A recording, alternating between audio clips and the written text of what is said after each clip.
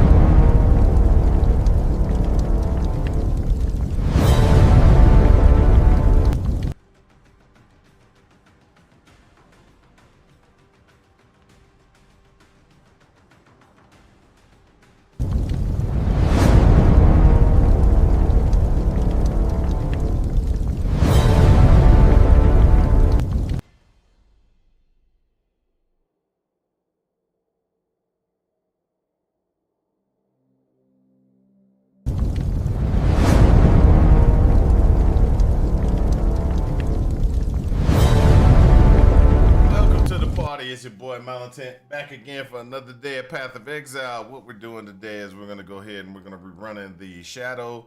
We're going to be doing another walkthrough going from Act 3 to Act 6 today. And we're going to just go ahead and try to run through, making ourselves as good as we can, you know, run the different things, get it going. We're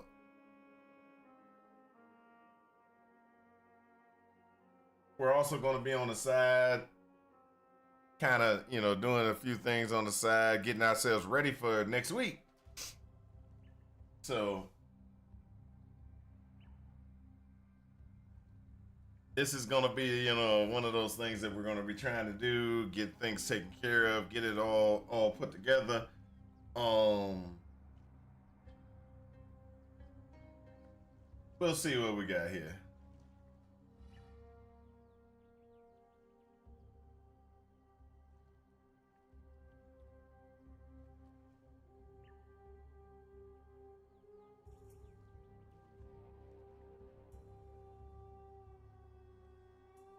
All right, so let's go. So we're in Act 3. Oh, Act 2?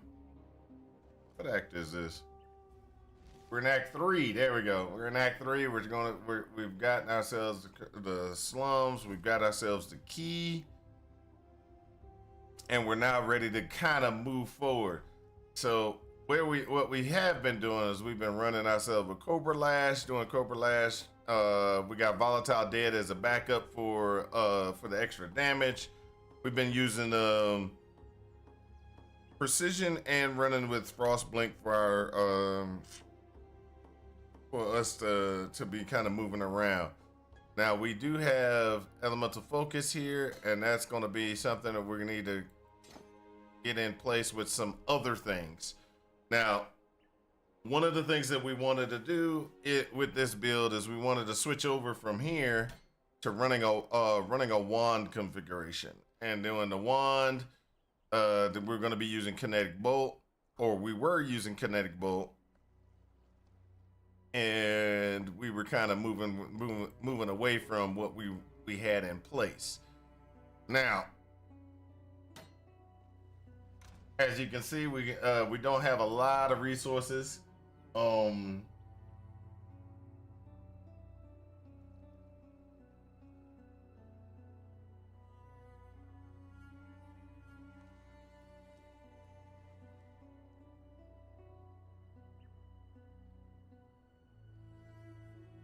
We were trying to move away from moving away from what we had in place. Now, there's a lot of things that we can do to get this kind of working and off the ground. Now, what I mean by that is we should have Kinetic Bolt, but we should have Kinetic Blast access. I thought we had Kinetic Blast initially, but maybe that was on the other character. So what we can do is we can go back to Act 1, pick up that Kinetic Blast. I thought you're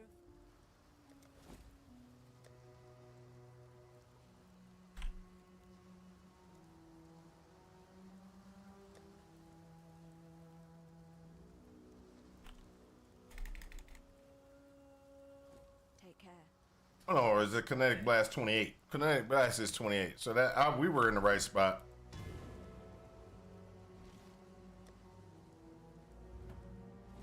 But we had to go back and get that book though. Yes.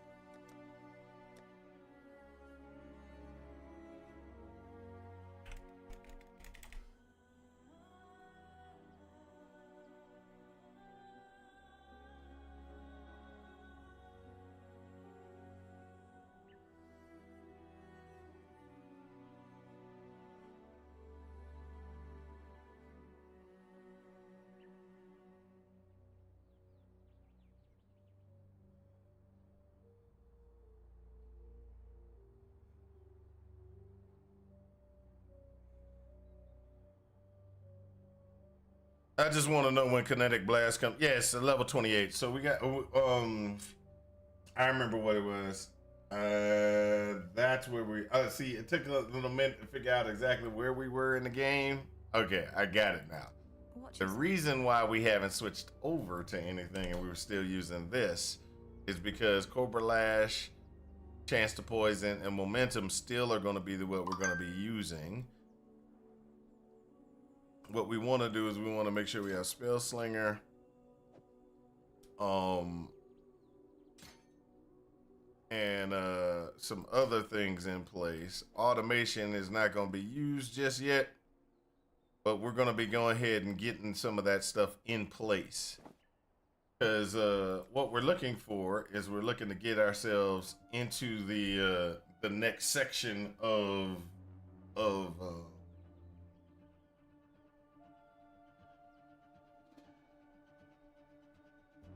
let's see.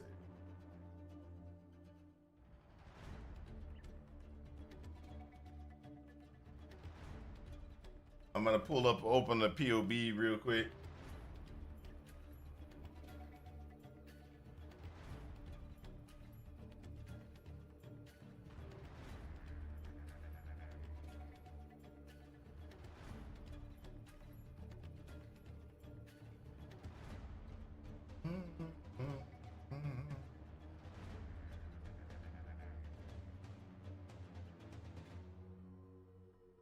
We're gonna get this.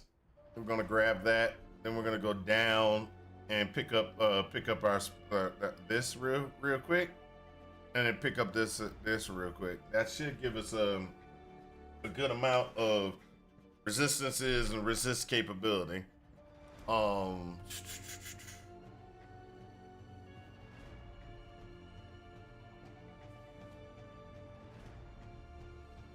We got to go back to. I forgot. We skipped something as well. We got to go back to Crypt on Act 2.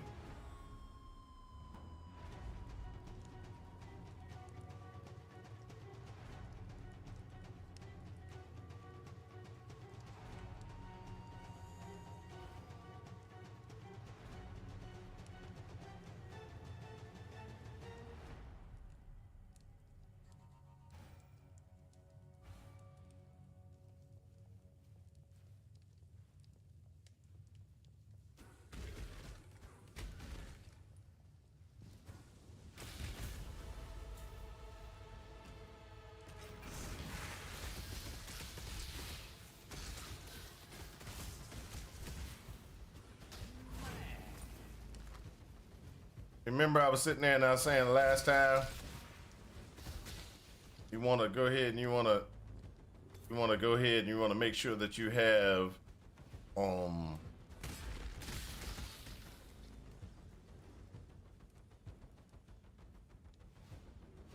there we go. This is what we need to get right here. We failed to do this the last time, which was.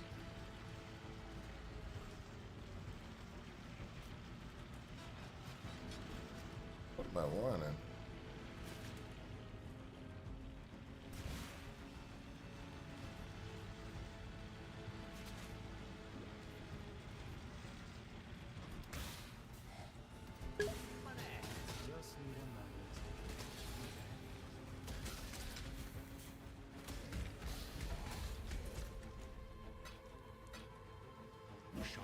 What's up, Shirley? And Cyril Lean's first again. Oh wow, y'all! Everybody else is just not. They're not living up to the hype, sir. They're not living up to the hype.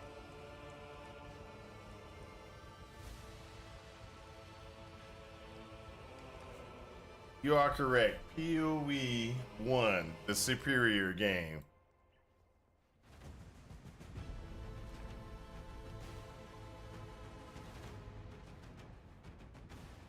Now that I have gotten what I needed from that one, we got to go ahead and get out here and get to the thing. So we got to get up to 28 or get to the 28 gems before we can cut over. So you're going to be using Cobra Lash all the way through until we can get to the 28 gem configuration. So that's something that we, you know,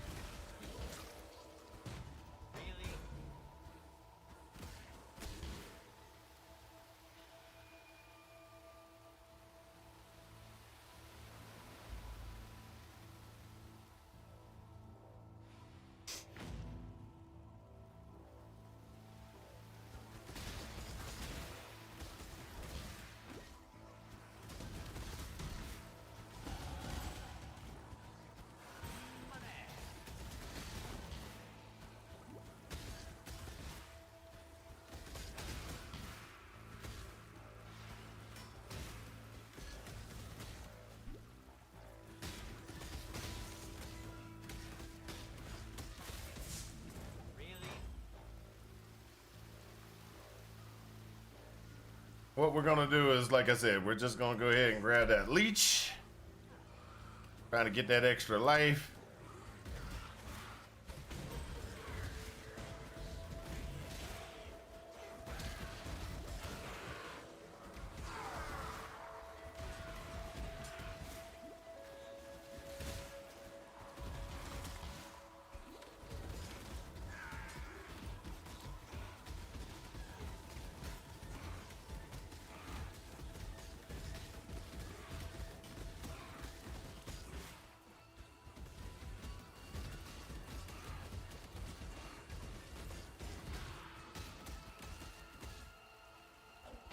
There we go.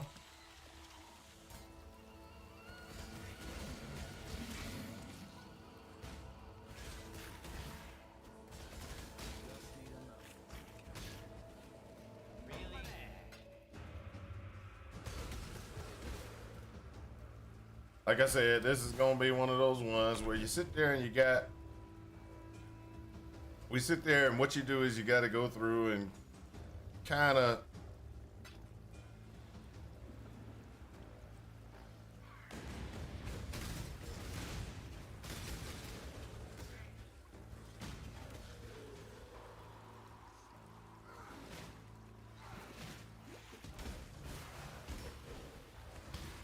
still the same process comes into being of what you're gonna need. So I'm 27, so this is a 26 zone. Really, what you want to do inside of this zone is you just want to kind of go through it. Don't get yourself locked down like I just did, but there's no reason to fight in that zone. This is a 26 zone.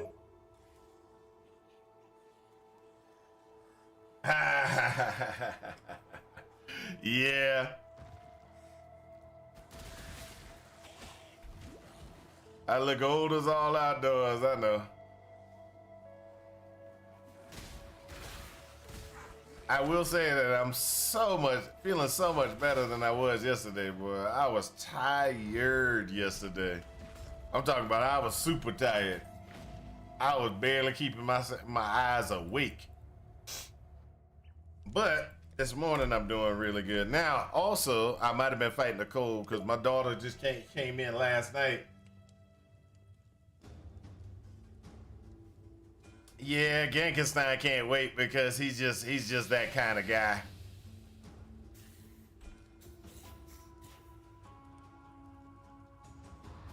Path of Exile 2. Hey, so with that being said, what do you plan on playing there, Genkenstein? I plan on quitting within the first, after the first weekend, but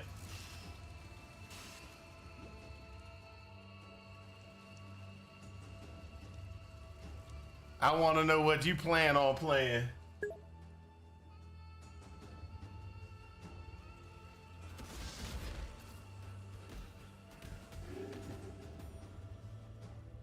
Gonna roll the bones with the boss beast summoner. I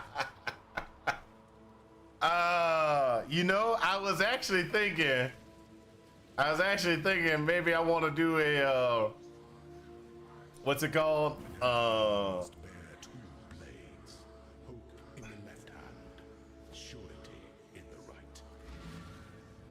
think what I'm going to do is I'm going to play a monk with transform wolf monk freeze. No, I'm just joking. I ain't gonna do that. I might as well go ahead and just shoot myself in the foot if I decide to go that route.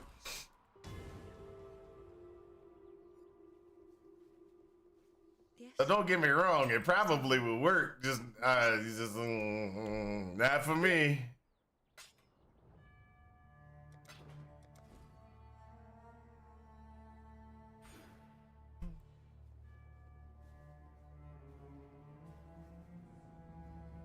No. Why did I do that?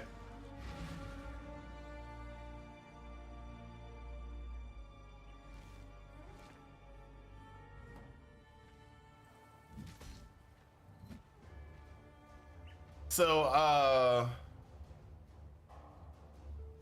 I'm actually thinking I'm gonna run a sorcerer. Do a sorcerer, something like either a frostbolt sorcerer is what I'm thinking. It's my, it's something that I know I've gotten to the end game with before. Or I could just do a standard, regular, what you want to call it, build, minion build. So it's one of those two.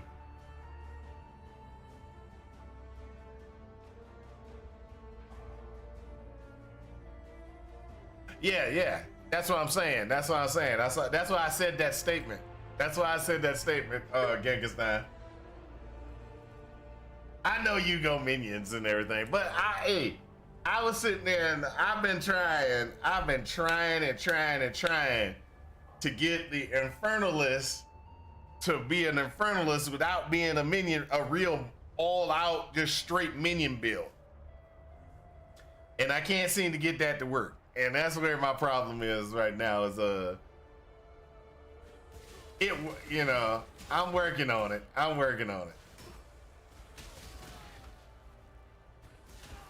I still got, questions on what I'm gonna play. I'm still thinking, I still think the best thing for me to play is going to be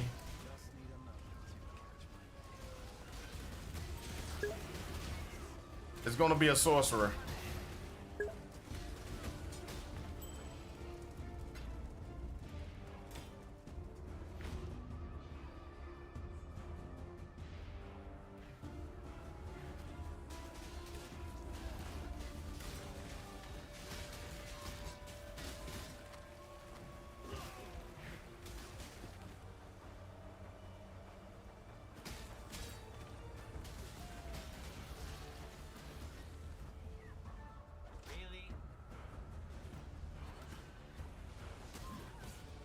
Hold up a second. What'd you say? They use clerics in the video for the summoner. I laughed. They are.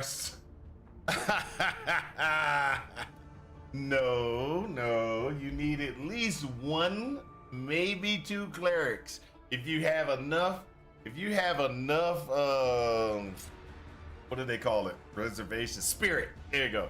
You got to get a whole bunch of spirit to make your rest of your minions. You need one cleric to heal your minions so that you can continue, so you can be okay. It wasn't a bad they used more than they should have, but that's not the point. The point is you do need clerics.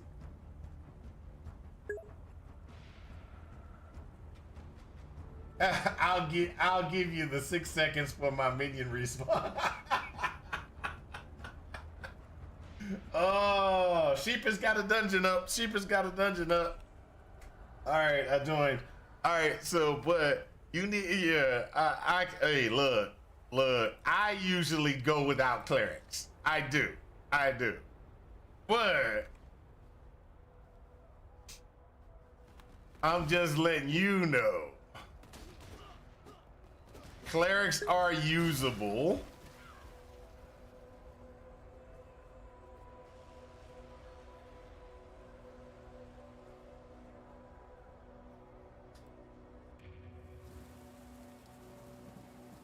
Nah, I'm not gonna do a subathon. Not Friday. I'm not doing a subathon.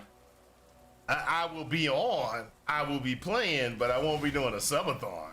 I'll be, subathons require you to have people, adding extra time to your stream schedule, and I'd have to try to put a bed in here or something like that. No. But I am working And I will say the following. I am working on getting a which I don't think I'll be able to do it, but I'm trying to figure out a way to make a badge. And what I mean by that is make a badge so that it during the time frame of 0.5, if you subscribe during that time frame, or you are a subscriber in that time frame, or no, if you're a subscriber, you get a badge, and it's only for that particular one. So you can have a specific badge event for that one. It's something that they added in, that you can make these badges and you can set it up so that people can get a specific badge for subscriptions or watch time or something like that, right? So what I wanted to do is, I want to go ahead and kind of make one. So I'm trying to make one, but the problem is, for me to do it, I've been doing it through AI, right? And so the AI, for some reason, all the AIs refuse to make a badge that small. So just in case y'all don't know, the badge has requirements. It has to be square, right? So it has to be a square badge. That's the first one. It has to be less than 2,000. It has to be 25K or less in size. The image has to be. And then if you can do that, hey, what's up, Sheepish? What's up? I know I said your name, but I didn't actually say hello to you. So, and then what happens is you get that badge, and when you get that badge, and so that's what I'm trying to do, is I'm trying to get a badge. That's what I'm trying to do. I'm trying to figure out if I gotta put GIMP on my system and make the badge myself. What must I do to get the badge? That's the key.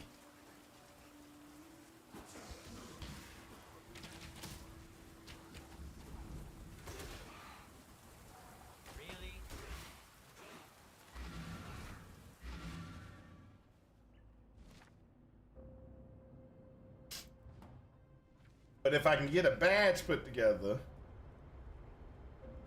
then I'll have an event that I'll put together for everybody. It'll be like, hey, this is the event. If you sub, you get the special badge. Or if you watch X amount of hours, you get the special badge. And it's only usable on my stream. That's the cool thing. The badge is only usable on my stream, which it's something that they added in recently to Twitch.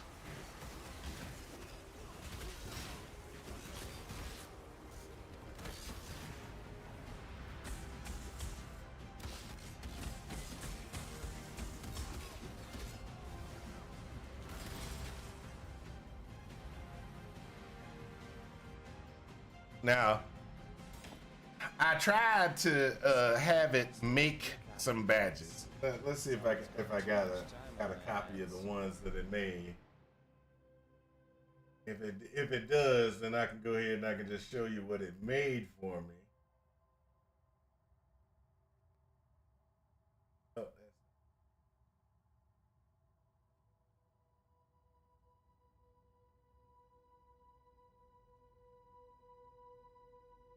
that's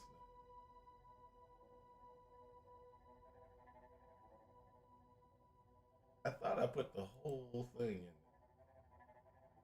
I'd have to go out and go upstairs to go a laptop upstairs because I don't.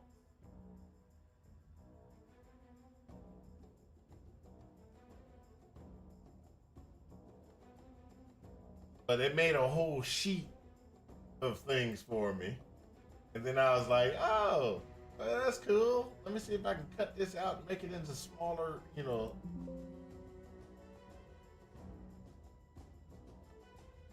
smaller things. When I tried, it was like, nope, can't do that. Where is it? Nope, nope, nope, nope, nope, nope, nope, nope, nope. Yep, I don't have it. Not on this machine.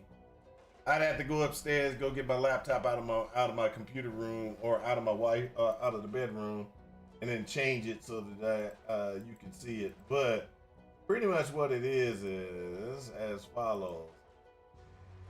Oh, hold up! I might be able to pull it directly from the library. Hold up a second. I might got away. Give me 2 seconds.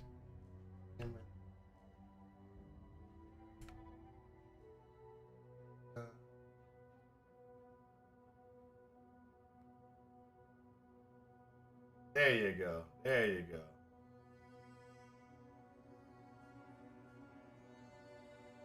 I can download.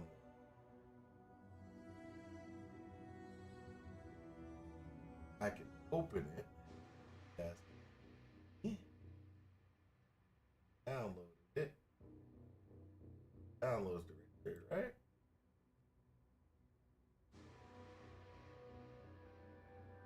So I had it create these images right here. There you go. I wanted to create badges, and I said, "Hey, make badges!" Right? So when I told the AI to make some badges based off of the Path of Exile 2 Ancients release, right? So this is what it came up with. Beautiful. These things are beautiful. The AI came up with some really cool stuff, right? Problem is, it's got 1 month, 2 months, 3 months, 4 months, 4 months, 3 months, 4 months, 4 years, 5 years, 2 years type things. It just kind of put some stuff up under it, right? And I was like, this is awesome. This is what I want. I just need to make it a badge, make it a badge. So I was like, okay, let's separate them. So I separated them, and I got it to separate, but the problem is the ones that it creates, when it separates them, the one that it creates is something like this. Oh, hold on. Come on. Stop making a thing. It makes them something like this, right?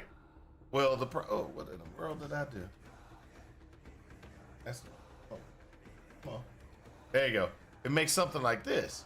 So where the problem comes in is it makes it, but it's too large. It's way too large. And so I go and I went through online systems to shrink it down and to try to crop it to get rid of the 1 month and everything like that. And I was like, I gotta get this. And it still would not get to a point where it would be awesome. Okay, so I can't upload it. I cannot upload it because what's it called? The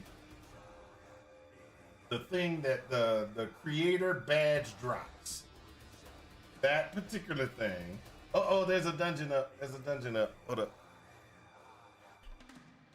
Join the dungeon. There we go. Da da da da. Okay, so the problem is because I want this one right here. This last one as the one. So if you subscribe to the stream during this time frame, you get that badge.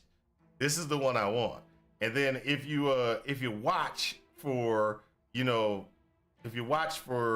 what I wanted to do is if you watch for a certain amount of time, like you watch 1 hour, you get this one. You watch 4 hours, you get this, or 8 hours, you get this one, and maybe 24 hours time frame, you get this one. So you get 1, 2, 3, those 3 badges. If you subscribe during the time frame, you get this. But the problem is getting it into a size and a file size that the badge drop creator will accept. And so that's where my problem comes in. So that's where the issue is right now. The issue is I have badges that got created by AI. they're just too large, and I can't get them to be usable in a way I can upload. Somebody got a rare shield? I don't know who got a rare shield, but that's where I am, and so I got 1 week. I got 1 week to figure out how to do it.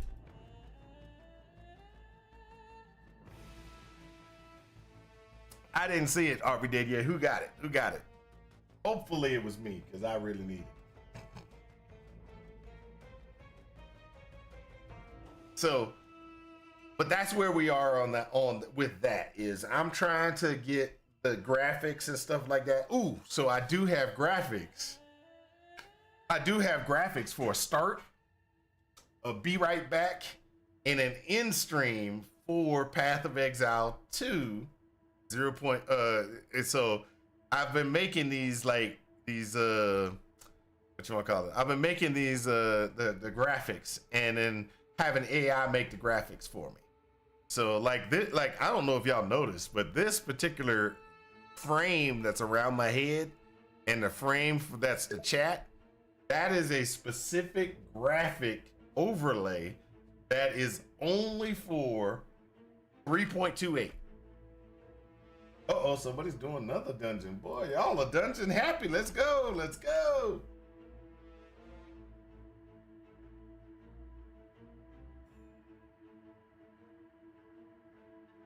All right, I'm on another dungeon. All right, we did yet ran one. Okay, so, but like I was saying is, I made this graphic. The graphics that the thing that's around me is for 3.28. And so what I want to do, because I have AI and AI is so awesome, I want to start doing things where I can just have AI make graphics off of the and make the graphics out of the what you want to call it packs, the press packs. So when the press pack comes out, feed those images into my AI, and then have the AI generate me a box for my for me, a box for the chat, a start screen, a Be Right Back screen, and an ending screen. And then after that, then I want my AI to go through and create animate the start, the start screen, the Be Right Back screen, and the ending screen, animate it. And then after it animates it and everything like that, feed it into OBS, and then have new intros and stuff like that every time a game comes out. I want to be able to have my AI agent. Yes, I'm making an agentic agent. Sorry, it's part of my job, guys. I'm sorry. I'm learning this because my job wants people to learn AI. So I'm making these things to make myself better at my job, but at the same time, it benefits us. So that's what I'm trying to do. Is I'm trying to make an agentic agent. So I want an agentic agent that will go out, and when I feed it certain images, it goes and says, hey, I need to make a border. I need to make 2 borders. I need to make a start, Be Right Back, and an ending. And then I need to animate those things. And then after I do that, bam, provide those files back to me. And then I can just go ahead and just input them into my OBS, and then be like, this is 3.28. This is Path of Exile 0.2. And then one of the things that I kind of want to do, and this is what I'm still working on, and I don't know if I can do it or not, is AI coding is tough. I know it ain't. AI coding is not tough. It's not tough at all. I've made 20 microservices for Kubernetes clusters. and I did it in no time. Making an agentic agent is not that hard either. It's just you got to get okay. So we have tools. There are tools out there that you have to start learning how to utilize to make agentic agents. So you can do things a lot of different ways. So there's this thing called long chain, where you actually program your AI so that when it gets required, when commands come in, it says, "Oh, I need to do this," and you can program it to do these particular things. So, security as an afterthought. What do you mean security as an afterthought? I don't understand that statement, sir. I don't understand that statement. Oh no. Security is not an afterthought. The person who programmed it is the person who forgot about security. All right. So, I'll give you an example. What you do when you create those microservices and everything like that, you have to specify inside of your steering file, or you have to specify when you have it created. You got to specify what you want it to do. I need you to do X, and then the AI will follow that information. So, right, one of the things that you got to do with AI, and I'll give you an example of what I had to do, was I had to tell AI, okay, when you create these microservices, I need you to make sure that the microservices are not running as root. I need to make sure that I need you to make sure that you have turned on this particular security context, and you need to do these particular things. And it's something that we do automatically. You got to tell the AI to do the exact same thing. If you don't, then that was your fault. That's nothing to do with the AI. That was you. You sat down and told the AI do X, and you didn't tell it to secure your stuff. That's a problem on you, not the AI. And okay, so let me go ahead and break this down for you and everything. So this is another thing that you got to do. One, are we dead yet? You are correct. You cannot just be like, AI, make my stuff, and then be like, okay, it's working, I'm walking away. That is somebody who's not actually paying attention and doing what they're supposed to do. The AI writes things faster than you can. It will put everything together faster than you can. Certain things that you must do. There's lots of things that you can do, but these are the certain things that you can do. First, you tell it to optimize your code, secure your code as best as possible. It's going to give you the code that it feels is the best. Then you need to go through and take that code and read through the entire code.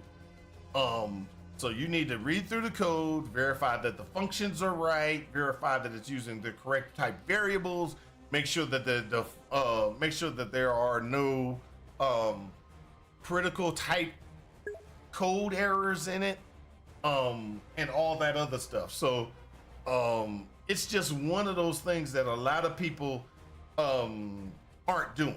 And so we got these young kids that are coming in, and they're programmers and stuff like that, and they're using AI and everything. And then we're sitting there and there was a discussion. Hey, so what are you doing to review your code, etc.? Oh, I'm not reviewing my code. I'm just having the AI do it. What? It's like, yeah. I used to do that. I used to read the code and everything like that, but I just trust it now. Are you out of your mind? So, it behooves you as a old school, how can I say, an old school, I can't think of the name of it. It behooves you as an old school programmer, a senior, a mentor, to teach these young folks that they need to pay attention. Because if they don't pay attention, They gonna blow up they gonna blow up production. They gonna run all these security hacks into your production environment, causing all kind of attack vectors in. Oh my gosh, I can just see it now. Oh. Okay, let me catch up and read what you said. You're letting AI program. There's a court case where they did the closing arguments with AI. The judge said it was the best he'd ever heard. Problem was the case is cited by AI. Never actually even happened. You can't trust AI. The great for research using R. And it's absolutely amazing at black hatting. I'm just saying.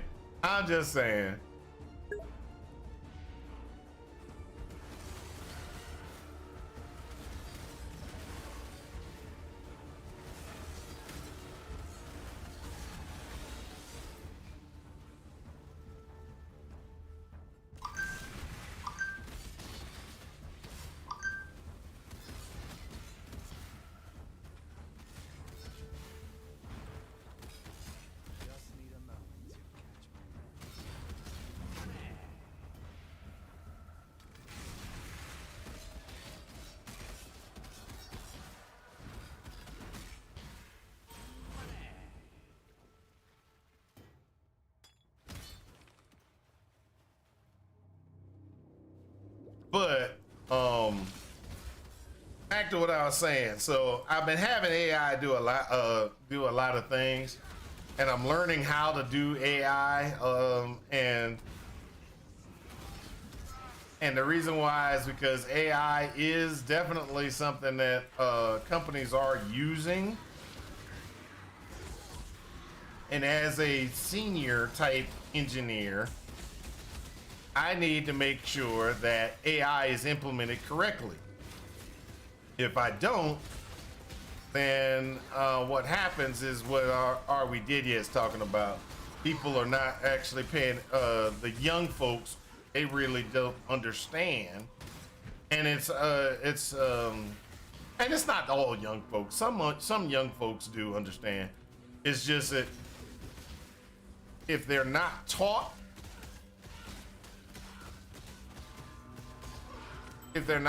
that you need to do these things, then there's going to be a problem. You and what is that? The cockroaches will kind of like a death. Leave me, not a cockroach.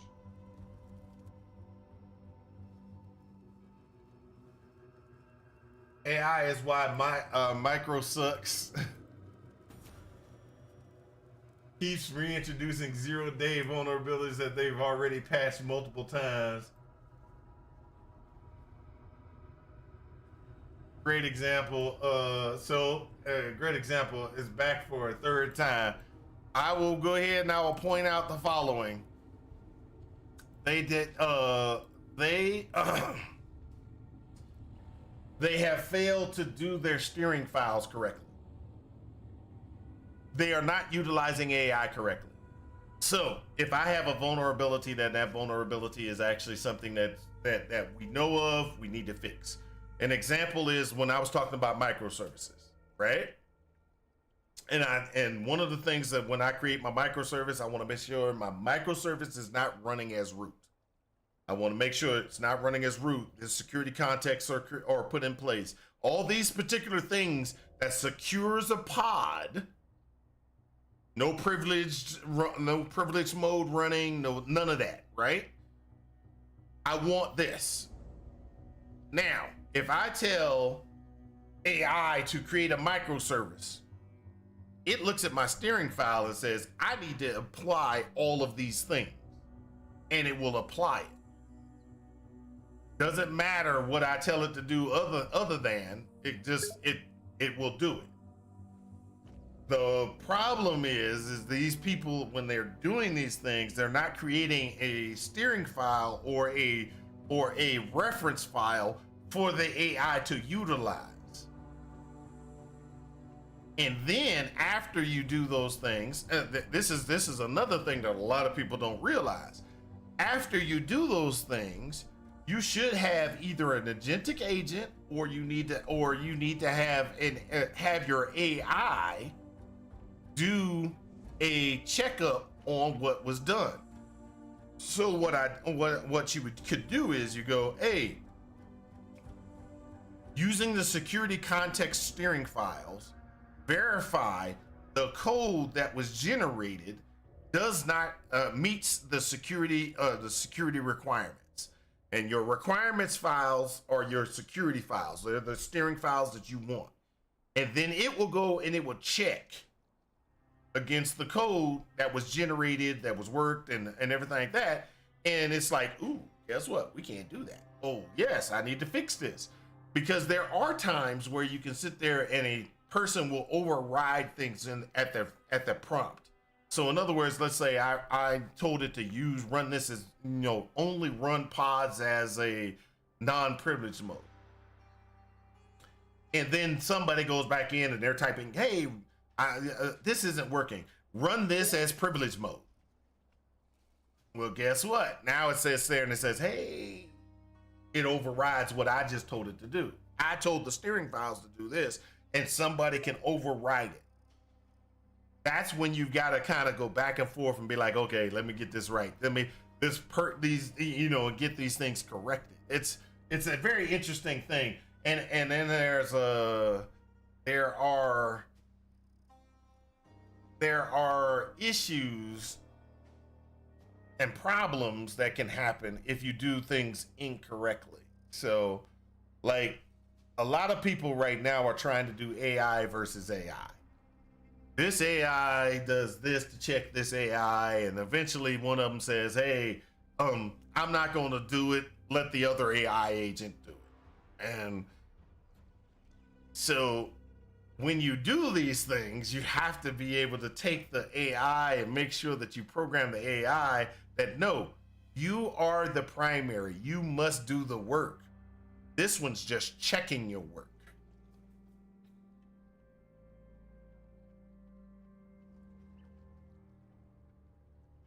Microsoft is so bad, I can take any company that uses it primarily seriously, including ours. What's wrong with virus and anti-malware scanners? If they find something, you're already infected and it's too late. Hey, oh, by the way, are we dead yet? I'm running my AI box. It's right over there, and it's on your Ubuntu. Oh, box came with Windows, but it has Ubuntu on it. Dun dun dun dun.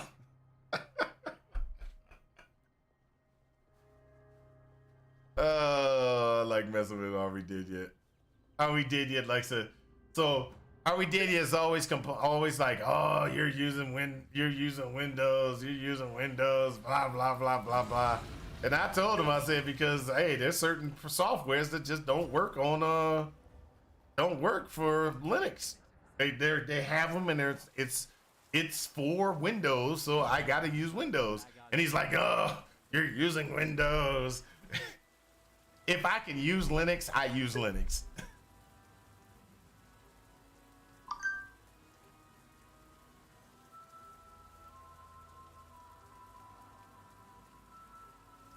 Rock solid. I haven't booted Windows in this year. Hey, no problem. I understand that.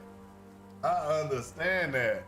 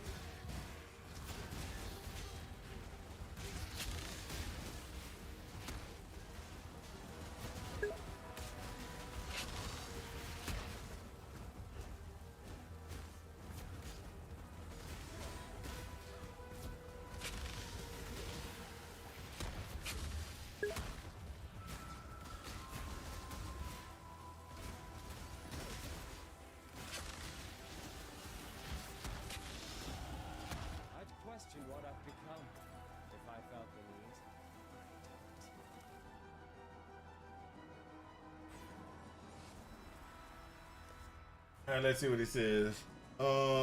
Performance is great. Security is multi-factor, better than my multiple factors better than Microsoft. I have privacy. I control my patching.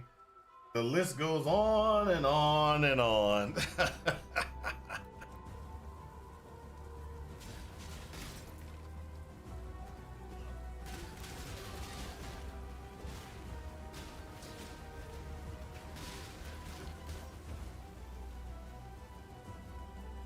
So are we dead yet? What I'm hearing is that you're not using the Ubuntu auto patch configuration.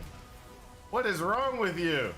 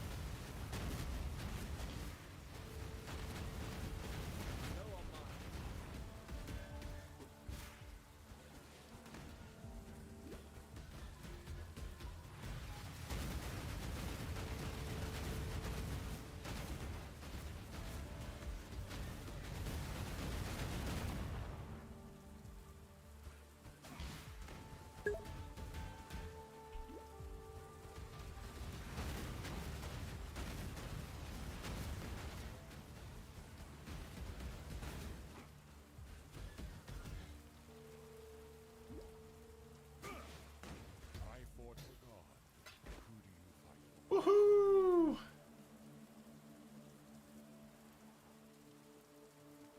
But I killed you back in my own time. There's the justice,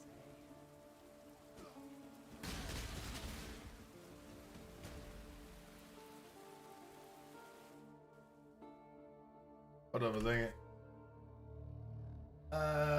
I am, but I have to notify only. That way it doesn't interrupt my interface and anything I'm doing. It doesn't even download until I say to. It's superior in every single way. Oh, I hear you. I hear you.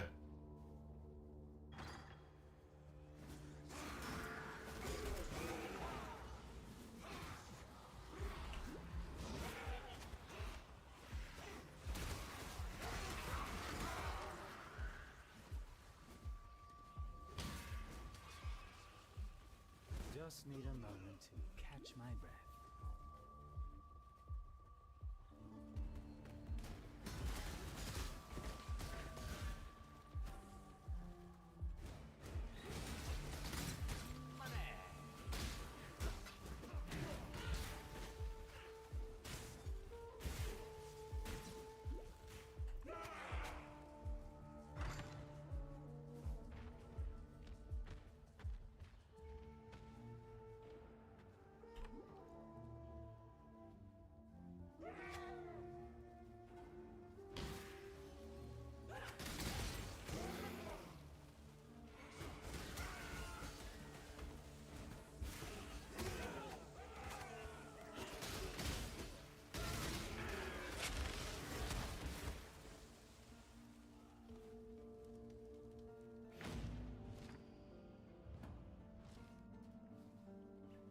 Here we go. Boom. Some time in our life, we all have pain. We all have sorrow. But if we all... Oh, yeah, whatever. Be well. There you go. All right, so we're gonna identify all that. We're gonna sell the things we don't want to have. We're gonna sell.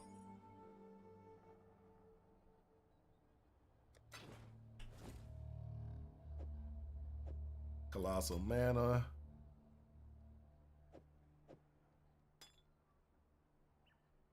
And we're gonna purchase. This is now what we have is we have blast. So we have kinetic blast. There we go. Be careful.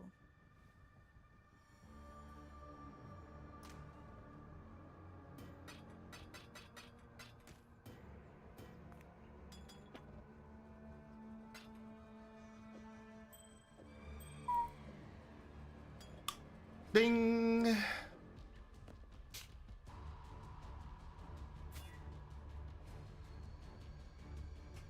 All right, that's actually pretty good right there. Ding, ding. Automation. Withering step. Put that in there. We go back to Act 1. We should be able to have steel skin, right? Yes? Oh no, steel skin can't. We can't get steel skin until we do library. Oh, I hate that. Lib.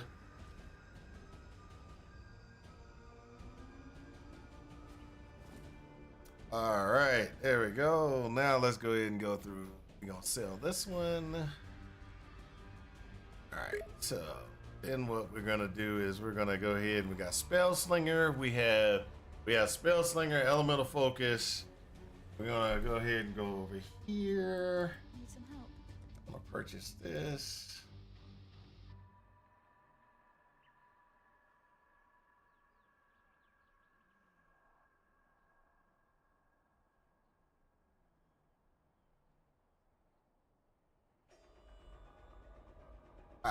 No, no.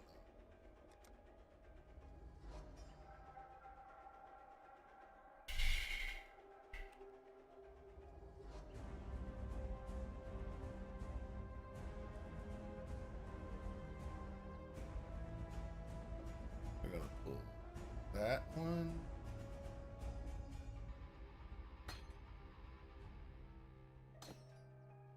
That's gonna come out. See you. So what we're doing is we're kind of going and saying, hey, we're going to go ahead and pull some things out. We're going to try to get ourselves into a color scheme that's going to work for us. So one of the color schemes, we're going to do Slinger, Elemental Focus. We're going to try to get this in place. Suffixes, we can't wear it. And then after that, what we're gonna do is, so this is perfectly fine. Here we go. All right, tell me again, Windows is better, I forget. Windows is better. I can say that. Windows is better.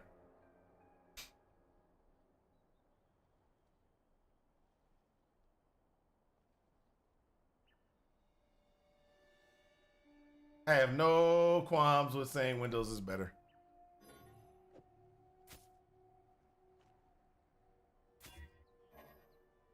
Extra strength.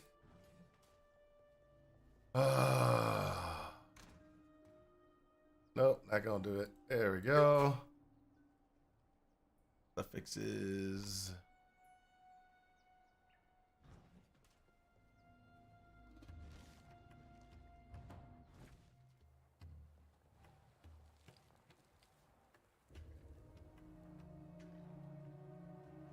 Windows is better because you can put less in front of all other statements.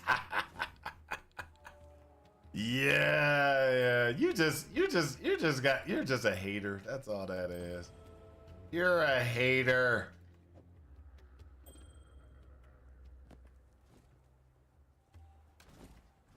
I could hardly farewell.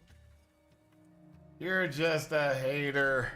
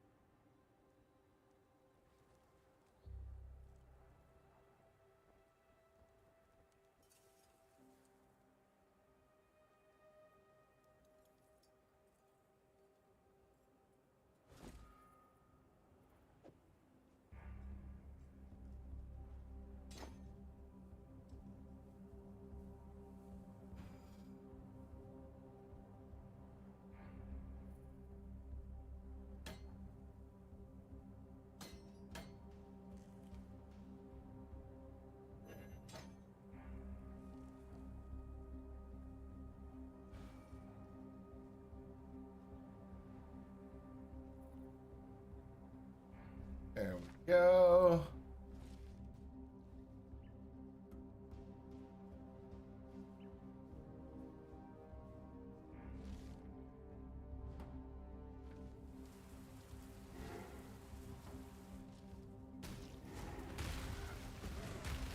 Low on mana.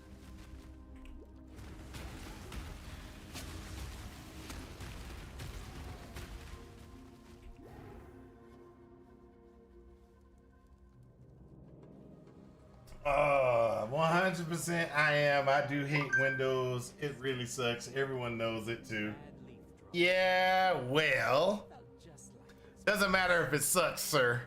You gotta use what you gotta use.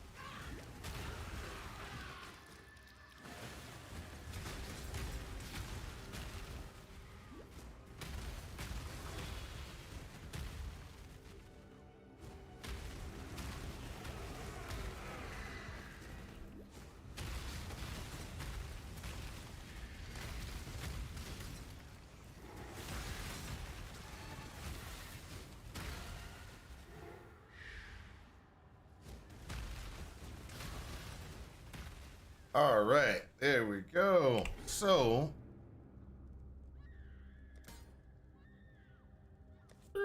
okay. And you unpack and an unpatched Linux system is just as vulnerable as Windows 1, but overall Windows is worse in almost every single aspect. As I said before, you use what you gotta use.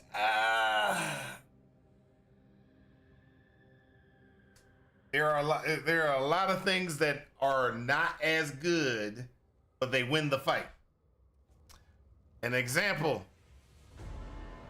VHS versus Betamax.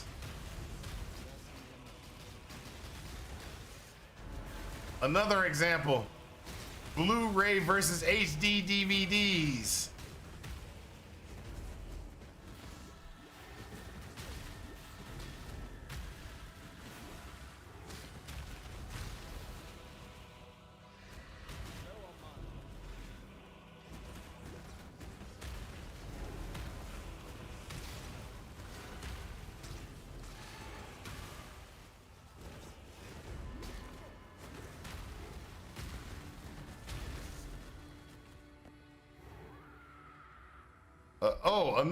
Another one. Laserdisc versus DVD.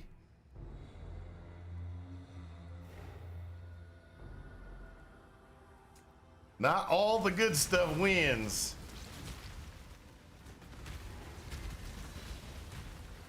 Oh, I got another one. OS2 versus Windows.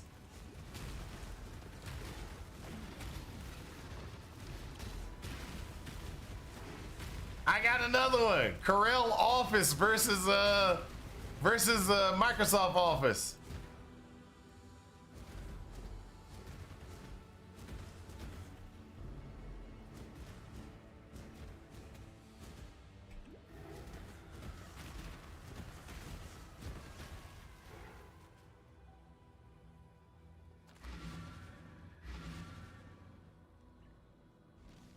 All the things that lost to an inferior product.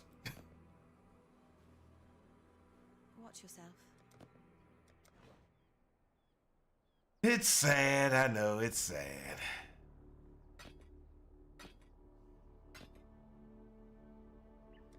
Watch Watch yourself.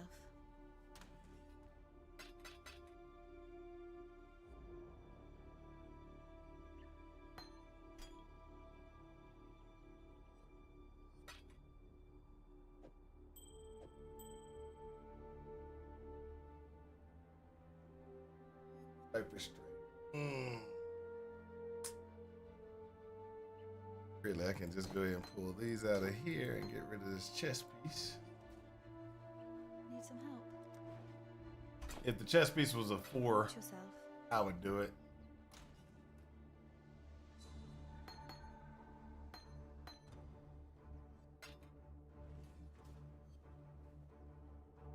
Okay, so we're burning through a lot of mana, We got to figure out a way to get around it. Oh.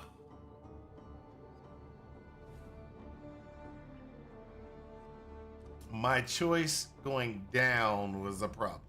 I should have chose 1, 2, 3, 4. I should have gone 1, 2, 3, 4. That way I can go up and grab this.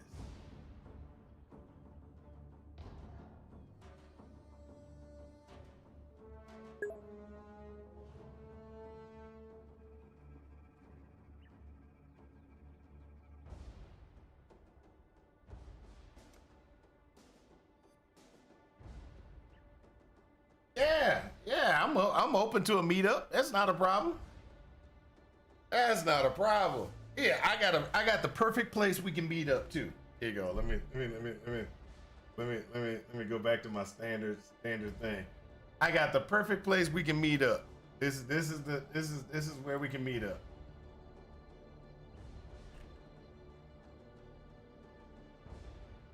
Right here. We can meet up right here. Dragon Con.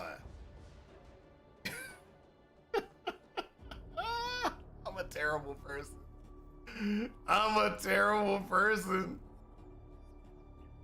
This is where we can meet up. We can meet up at Dragon Con. That way we can meet people like, hold up. This is definitely gotta be zoomed in. There we go. Boom. That way we can meet people like Richard Dean Anderson. So in case I don't want to hang out with you, I can go try to meet this guy. I can meet James Callis from there. I could do all kind of things. I don't have to hang out with you. I can hang out with other people. There we go. Look at this. Look at this.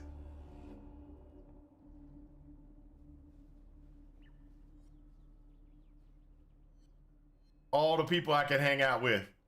I can say hey to. I really need to meet her. I haven't met her yet. I have not met her yet, and which is kind of messed up. I've met all of the other people from Battlestar Galactica, but I have not met her. Katie Sackhoff is gonna be there. Look at that. Look at that.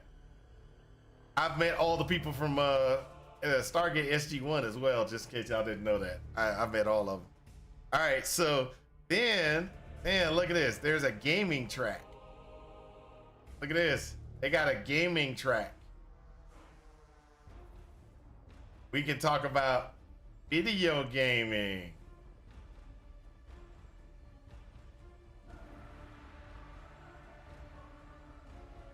They talk about Baldur's Gate, Mass Effect, fantasy, Final Fantasy type stuff, and all the other games.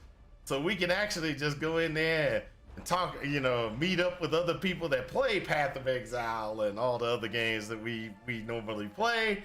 We can meet up and hang out and everything like that. See? Are we dead yet? I'm all about it. I'm all about the meetup. We can meet up. Hey, look at this. Final Fantasy fish finding scavenger hunt. You can go and we can go to the aquarium. We can all, do the stuff and hang out, stuff like that. Oh, there's all kind of things you can do at Dragon Con. Yes. I love Dragon Con. Dragon Con's the best thing ever. I've been going for it for like almost 32 years.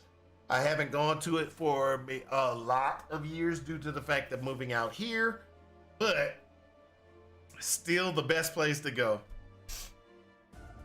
So yes, when you retire, we can meet up. Are we did yet? Ding. You can find me right here. I'll be the old man hanging out at the Dragon Con. Okay, sorry. I had to plug in my favorite place.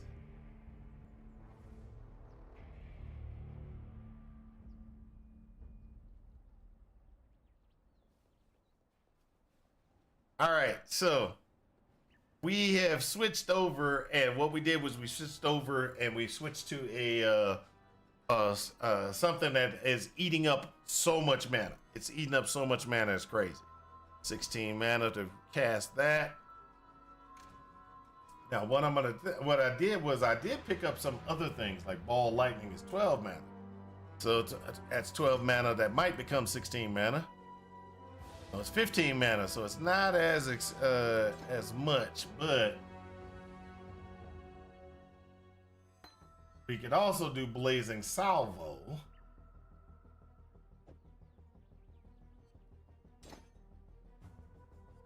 That might work out for us as well.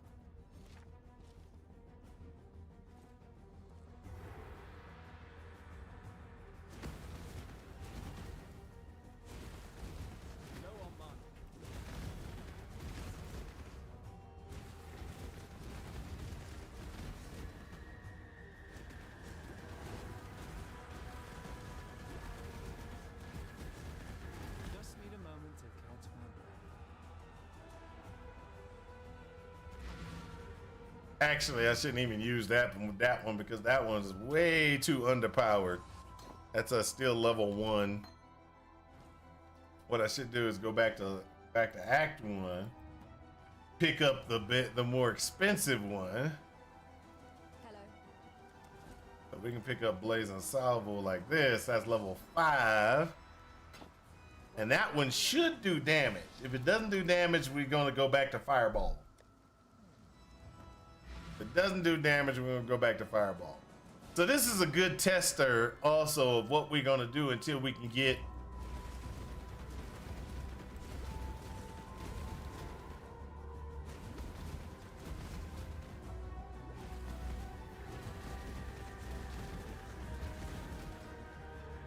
so that's a bad one right there.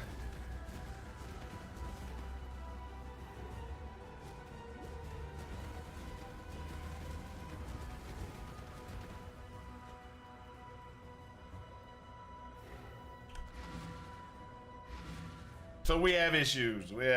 So, okay, so things that we need to fix. We already know we need to fix these things.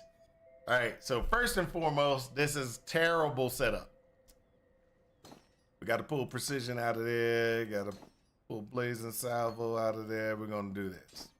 So we got Spell Slinger. We got to do a Spell Slinger, Elemental Focus, Firestorm. That's what we're going to be doing currently at this time. That is going to be the best damage output we could possibly get for that. One of the things that we can do is we can go ahead and pull Chance to Poison out. And Chance to Poison will give a little bit extra damage because of who we are and what we know. Okay, so that changes that. What we're also going to do is we're going to go ahead and we're going to change our helmet out because we need to change the helmet out. And this is going to be we're holding it off for more damage or more duration and Steel Skin. With more duration, Steel Skin, Withering Step, we're going to be doing a pretty good configuration thing. We should also try to get more slots because right now we got 4 slots there. We got blue, green, which is going to be here, which is Kinetic Blast, added Cold, Lightning. That gives us that. What we could do is we could do this, which takes us to 290. But some of the things that we need to do, which I think we might have in the back here, but we don't. We took it out. We need to switch back out, grab us this. We need to put this back in place. We need the Herald of Agony. And we need to go ahead and we need to adjust our reservations so that we have Herald of Agony.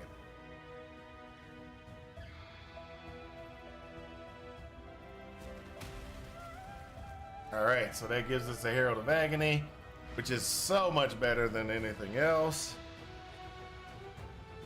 So we have a Spell Slinger, Automation, Herald of Agony. Those are going to be going on a regular basis. And what that does is that will give us the ability to be able to do poisons, which we want to be able to poison. And that's going to help us out. Now, one of the things that we're going to be able, we could do.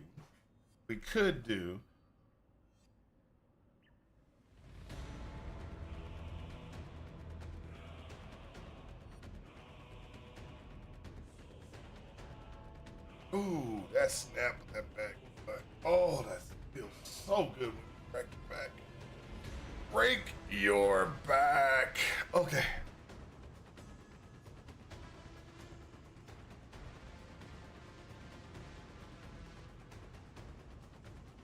We're going to be doing some respecking at some point as well. This just got us where right here, but we're going to respec a lot of different things.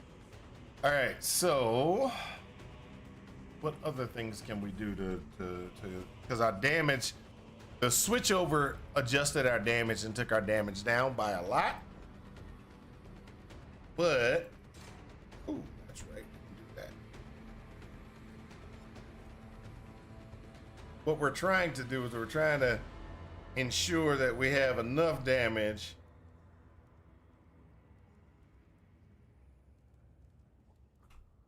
Just need a moment to catch my breath.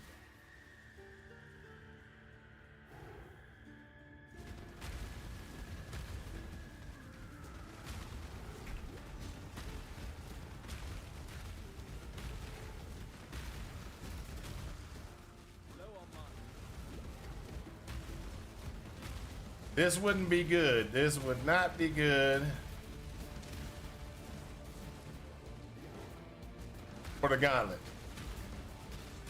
The Spell Slinger switchover was not good for Gauntlet.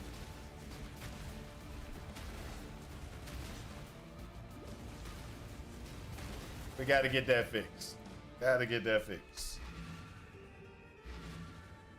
We got good damage, but not good enough damage. That's where the problem is. We don't have good enough damage. We got to kind of figure out what we need to do to get better damage.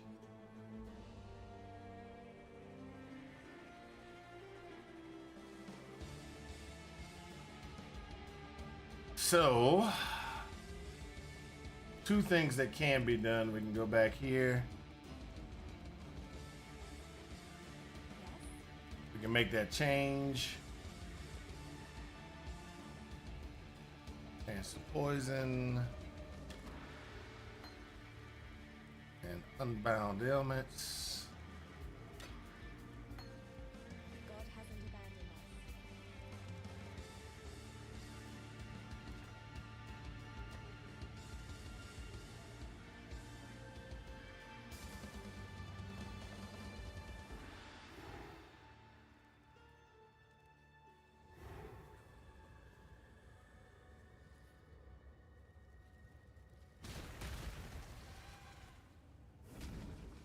So where the problem comes in is that the guy that we're fighting, that one big guy,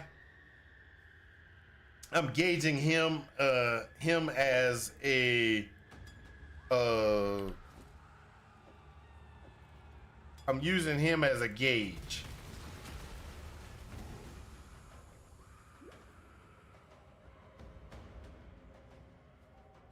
Of what my damage output is.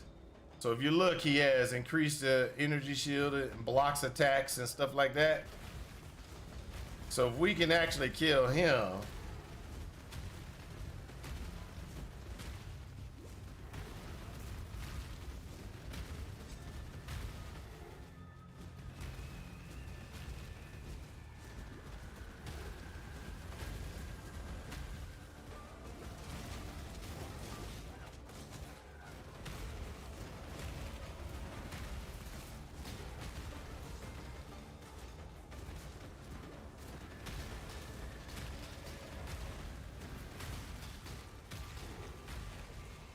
Should be okay. It's not the best, but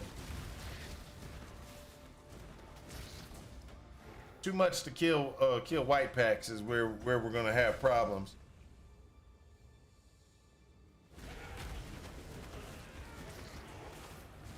Low on mine.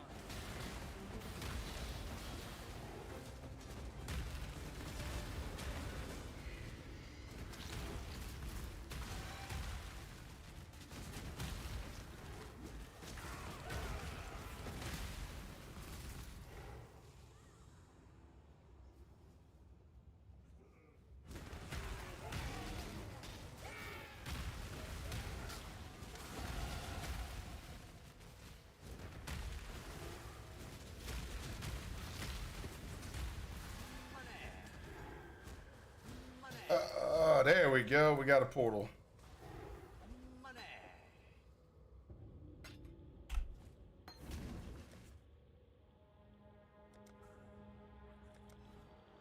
Woohoo! We're gonna go north because that's what we need to do. And we're gonna take this portal gem and we got a slot. Yeah, we're gonna put it right there. Gonna change this out. Make this one portal.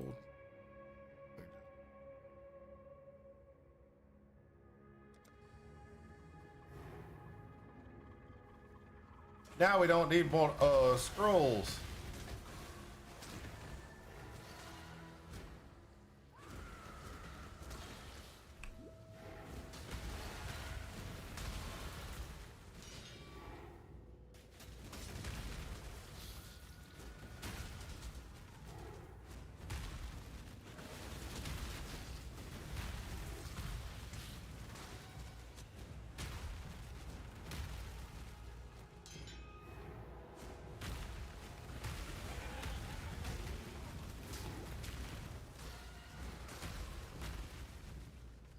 There we go.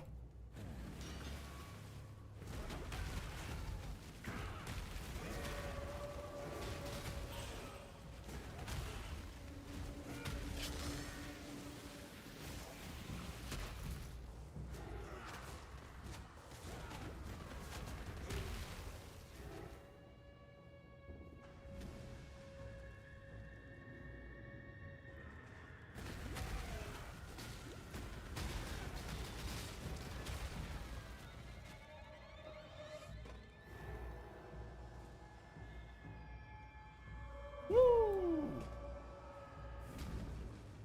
Now, will we be able to win? Time we saw the results.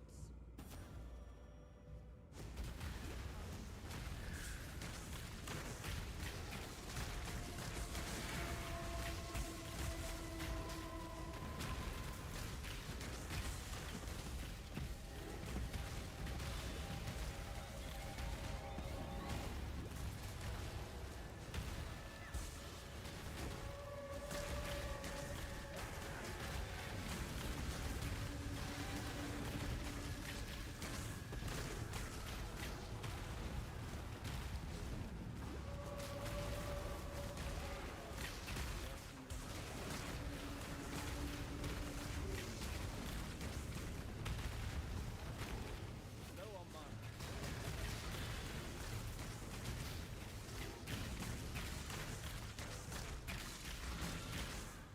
So that's a problem. That's a problem. Not enough damage. Not enough damage. Not enough damage. Okay, let's go ahead and let's start switching stuff out. See if we can get the correct amount of damage we need. So we had ball lightning.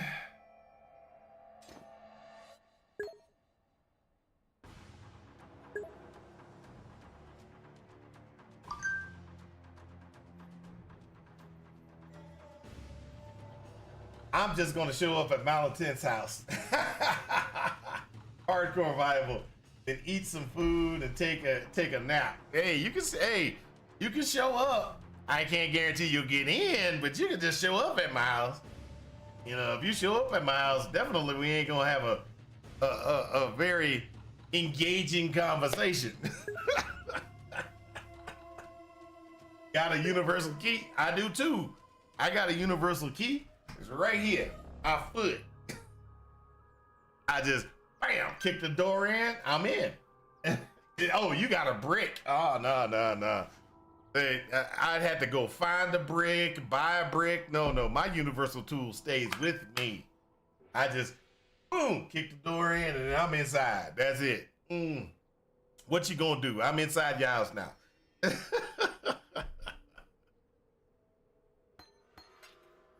Yeah, next thing you know, I'm getting shot. You know, or taken. I'm sorry, I'm getting taken out due to my inability to understand that this is somebody else's house, and you were not invited.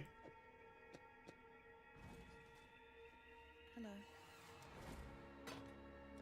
See you.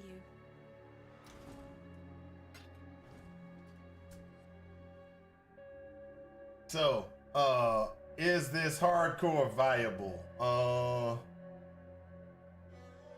up.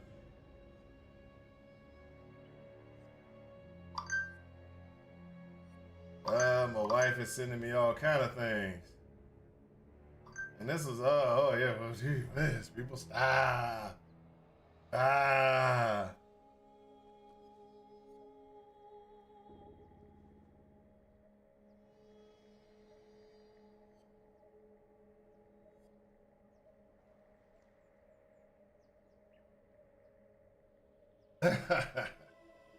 All right, so, are we dead yet? This is the one that I'm trying to get so that I can use it for hardcore. I did a transition at 28. Okay, so the transition at 28, because I got kinetic blast, I did a transition. So was it a good transition? Currently, no. Cobra Lash was probably doing felt better and was doing better than what I currently have right now. So the question is, what must I do to get what must I do to get my damage back up to the point where it's acceptable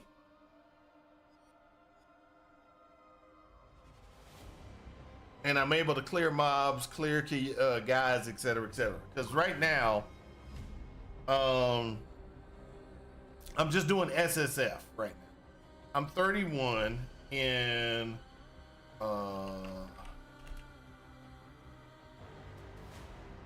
I'm 31 in a 29 zone. I'm 31 in a 29 zone, and I'm fighting piety, and I'm having a problem fighting piety. That's the problem. Piety is just not taking enough damage. And we know when we're playing the gauntlet, even if you're over level, even if I'm over level, I don't feel that this is good. Because what I should be doing at this point is I should be doing either a ton more damage or I should be hitting harder. So this is where I gotta figure out. I gotta figure out what's the what I should be doing. How do I get to the damage output that I want to get to? And so this is where it's like, what do we do? What's the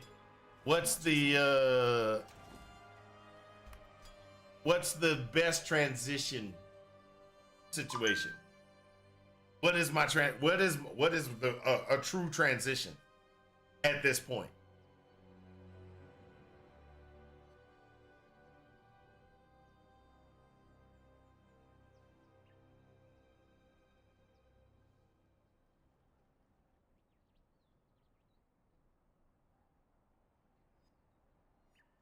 What is a true transition at this point? What would be a good transition at this point? And that's where we're trying to figure out.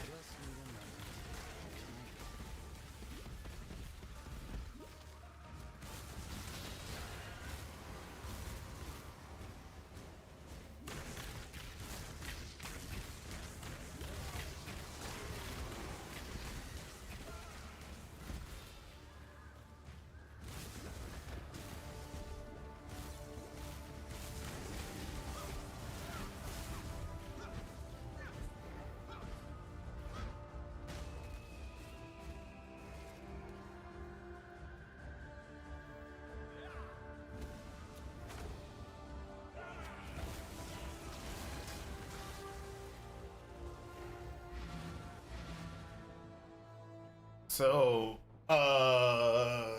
ball lightning is definitely a better damage output, but I don't feel that it is good. I don't feel that it is good. So what we could do is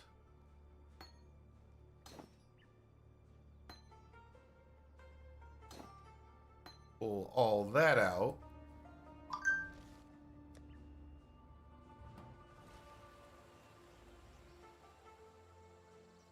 Hello.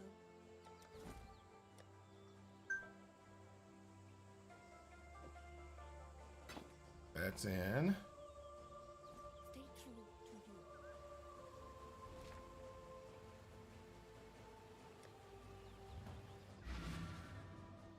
Now we do have capabilities, and this is I was using it as a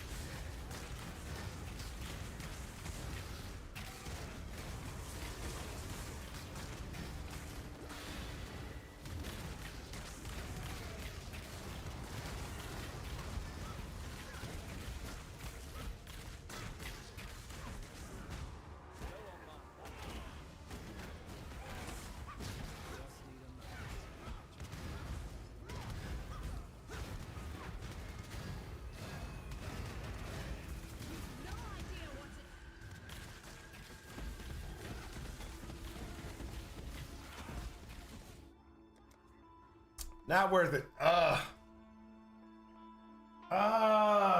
worth it. We gotta figure out a transition. Gotta figure out that transition until we can get to what we 34.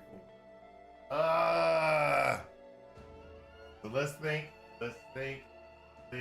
Let's think.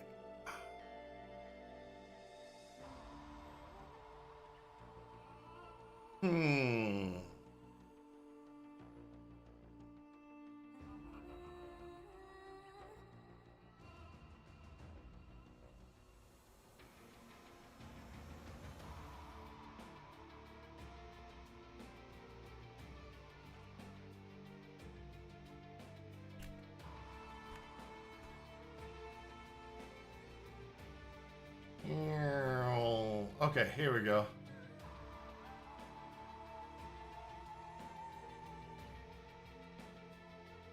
Here's all the 28 spells. So we did a cutover. We did the cutover, which is not a problem.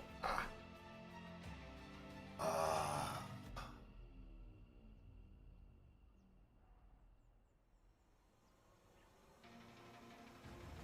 Patience.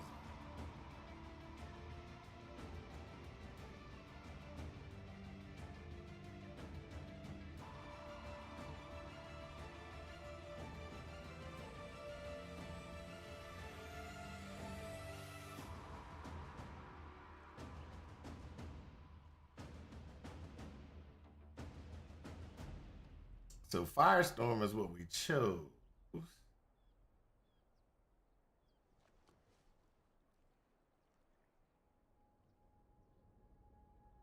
What's Hexblast?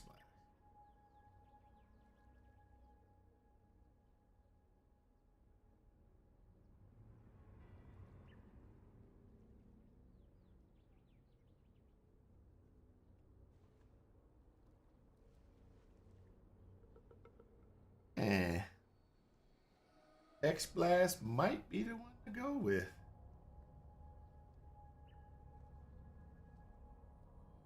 Might be the way to go. Till we can get what we need.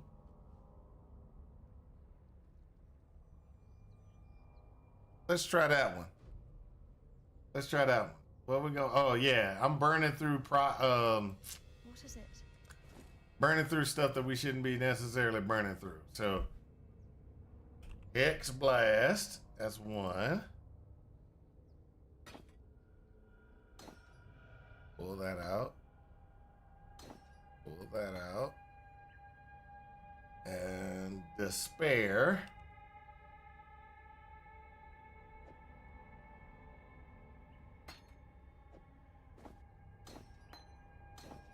I need 3 blue, so we're gonna do this again. Gonna burn through. We're burning through too much of this stuff.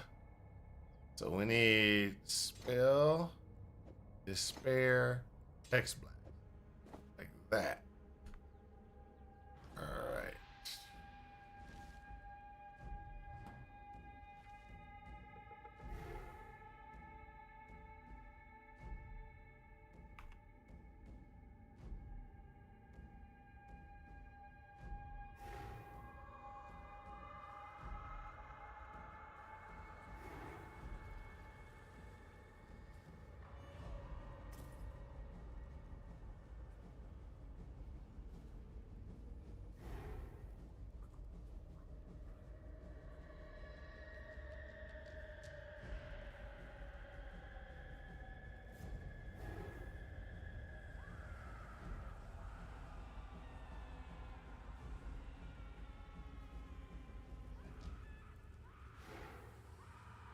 There we go.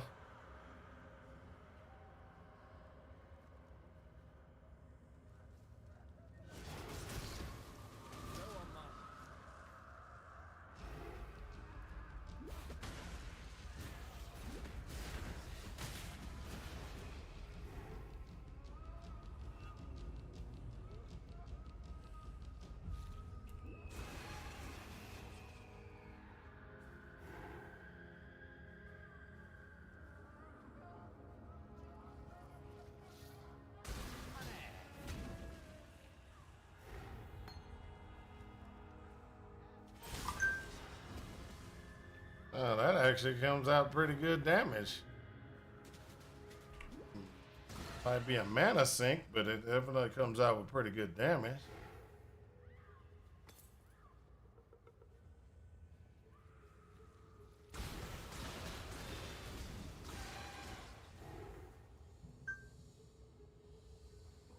Wow, I got family members, boy. They just be like wanting to talk and talk and talk.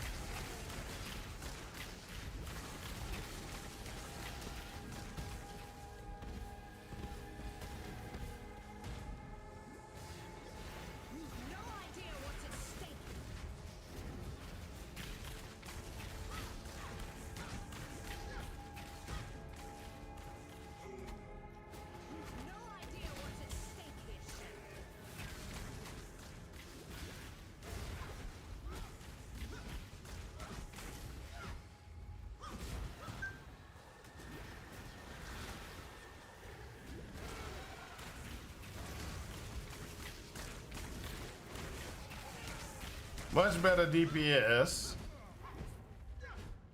Not what we need, but much better.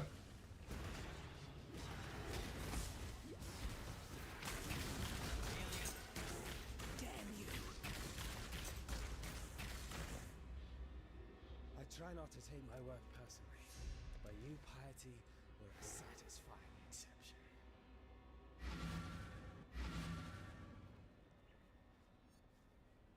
Talakora. Boy, bring me back something nicer. So, Watch yourself. we found a cutover. You, piety, We found something to cut over, good ride. which could be good, but makes me think of some other things that could possibly be better. Or any way that would function better. So one of the things that I'm thinking, and this is just me kind of saying, hey, let's figure this out.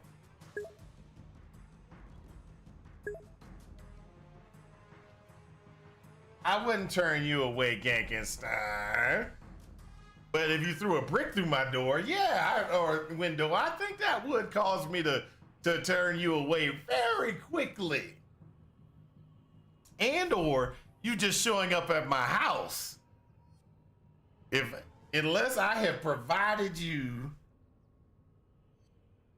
the address and invited you over to the house specifically, then that must mean you crazy. That means you tracked me down. You were like, hey, I'm gonna figure out where Mile 10 is, and I'm just gonna come over to his house and just come over to his house and knock on his door. That means you're nuts. And yeah, you get turned away specifically if you weren't invited. Do not allow crazy into your house.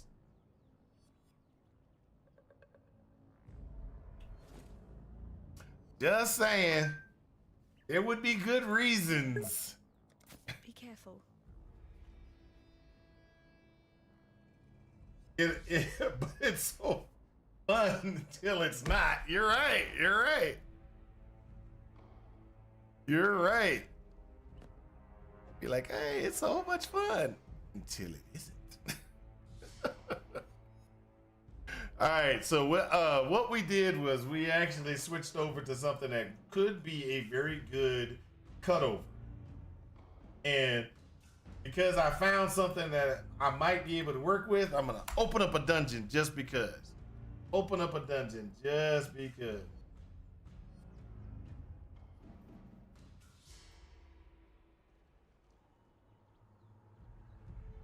There we go. There's a Tangia dungeon up because I figured something out. Now what we're gonna do now is we're gonna look at some other things. So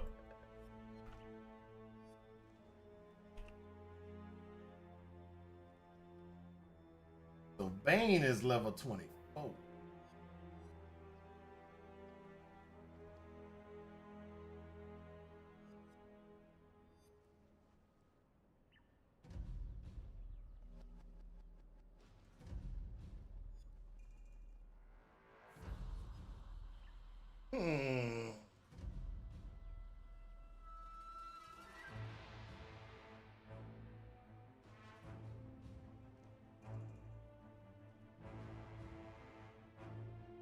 Let me see something.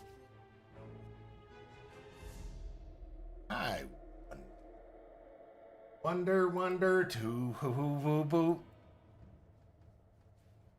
Need some help.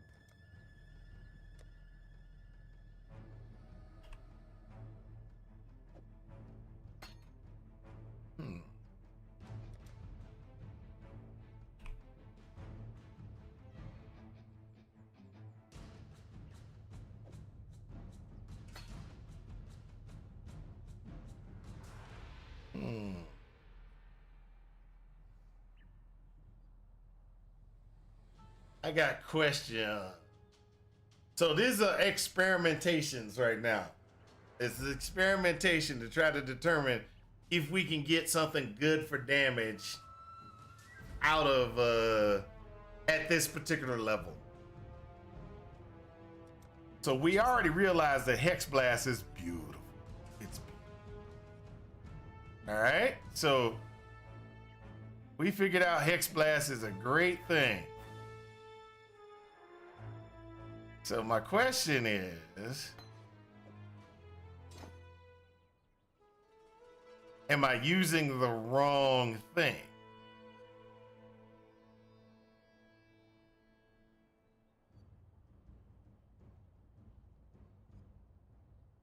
Am I using the wrong item?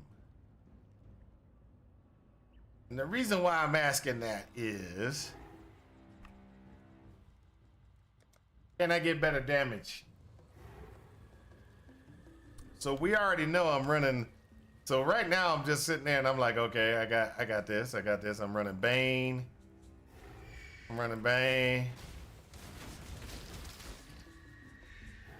Should I be running something like that?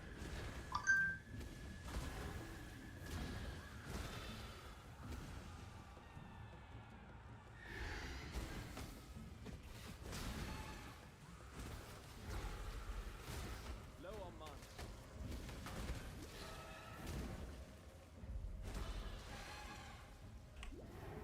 Would that be better?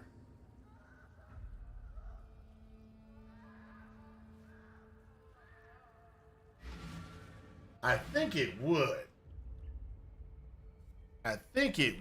But then that would mean 1, 4,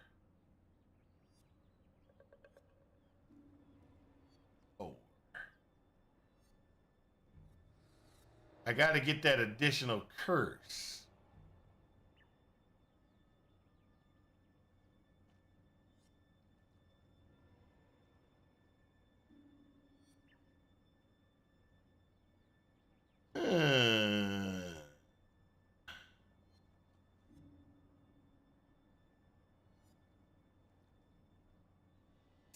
Do I got enough money? Let's talk to them. Yes, I've. Watch yourself. What do you want?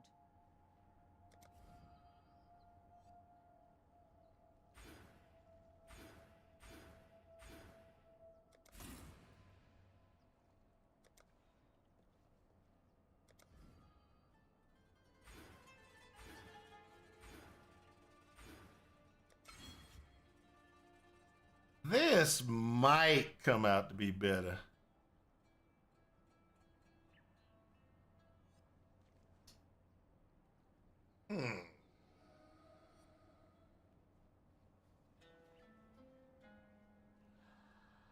I never thought about it. And then the question is, can we hook that up with a so when we do this, we got despair, we can put in temporal chains as well, but it's only gonna take one. All right, so with Bane, only applies hexes for curses. Okay, so increased duration of curses applied. It does not give us this does not give us an additional curse. Bane does not give us an additional curse. Just allows us to, if a curse is on, then we got a thing. So if we do this as a spell slinger, and it's going to go ahead and it's going to put despair or temporal chains on it, then we're going to be putting Bane on top of that. Right? Hold up. So I should be doing it this way, right? Spell Slinger Bane applies a debuff to enemies in an area which deals blah blah blah. This skill cannot be used by blah blah. Only applies hexes from curses blah blah.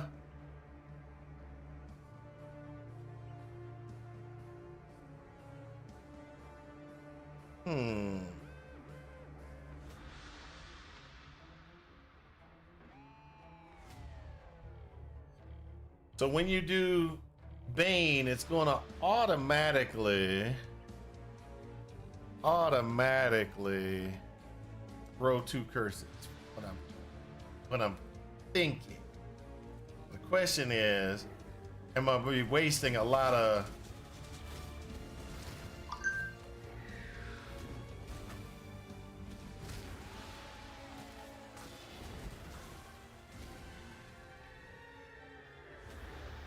am I gonna be wasting a lot of mana? That's the key. So let's go here. All right, so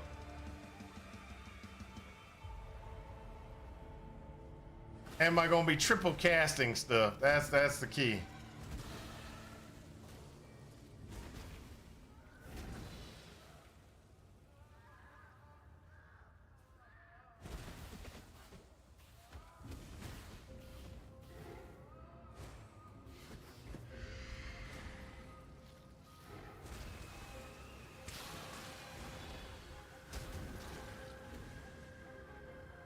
This might be the way to go until we get higher.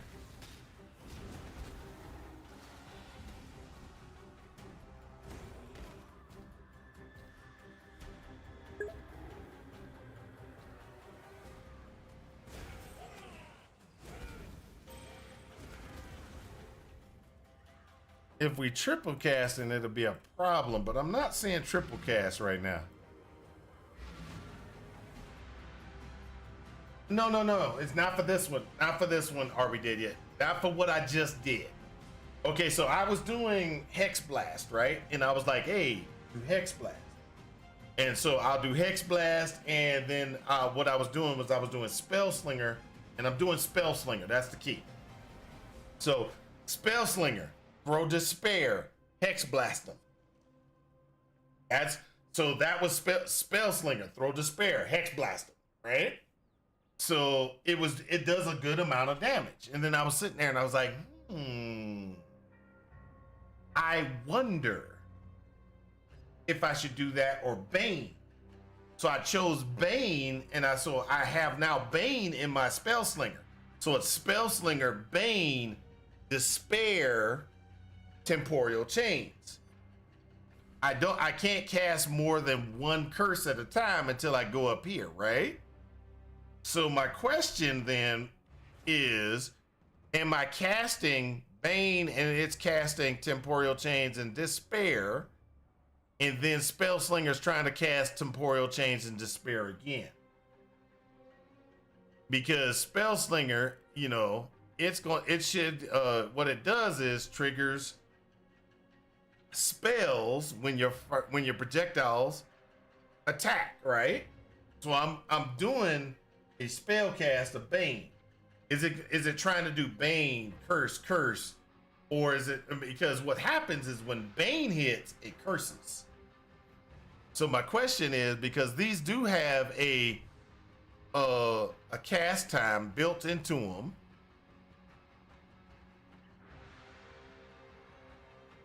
and everything, my question is, am I burning a lot of mana? But it doesn't look like it. Because what I would be doing is I'd be casting Bane at 10, this at 17, and this at 17. And then Spell Slinger would be trying to cast it again. If it's trying to cast the curses twice, it is a terrible idea to do it. But if it's only casting it once because Bane is casting it, then it's worth it. And since I'm not burning through a lot of mana, I think that it's only casting it once. Because the curse comes out when Bane hits, and you see, I'm not actually casting any others.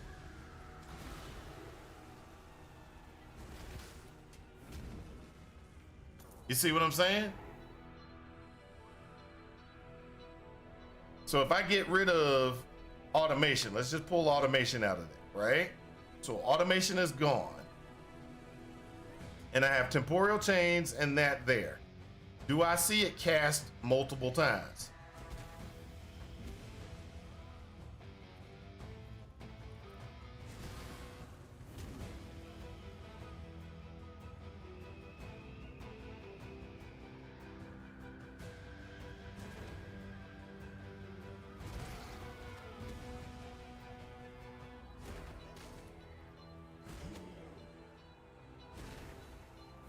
See, it's only one time it's casting it. It's only one time.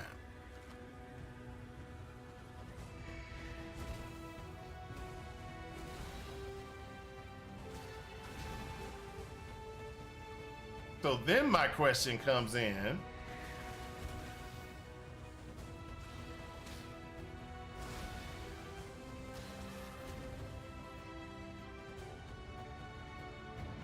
Then my question is going to be, if I can apply an additional curse, does that mean that Bane will curse it twice? Will use both curses?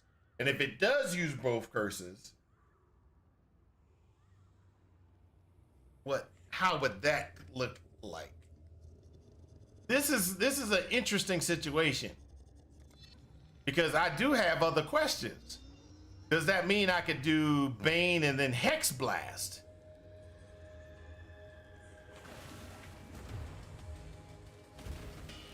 Because they're supposed to be cursed, right?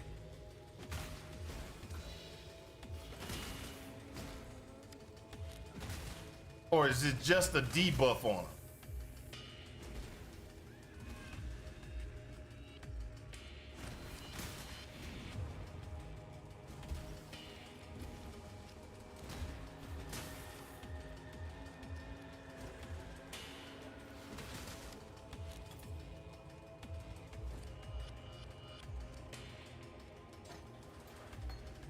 Can I do this?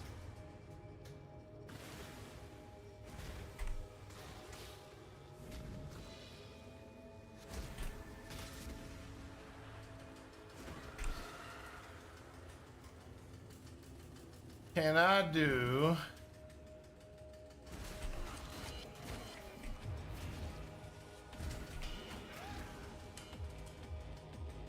does it work? So is Bane actually cursing those guys, or is just putting a debuff on them from the curses?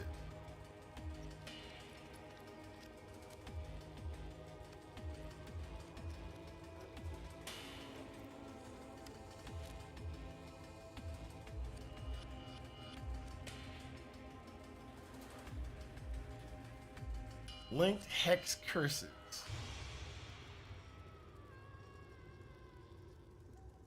So it's supposed to apply, and I don't see them getting applied. That's it.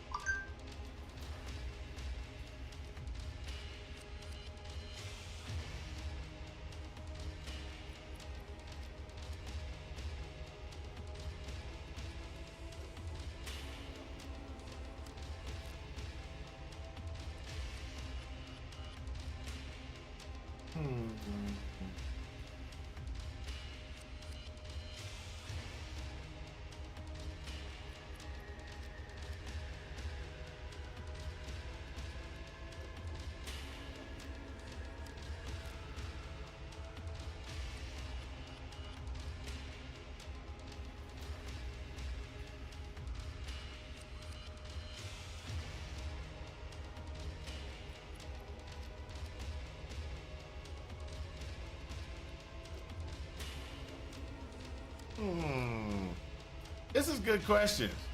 Good question. It could make a break. It could change my mind on what I need to do for a build.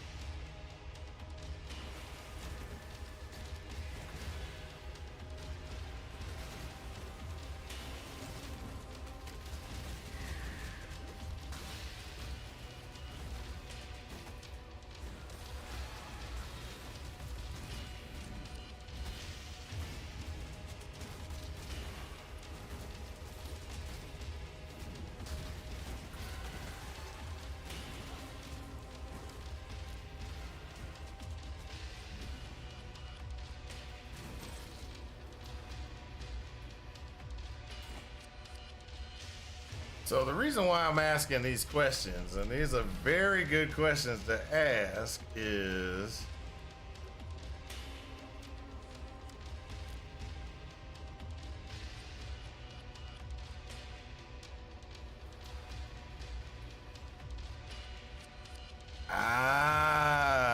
okay, hold up.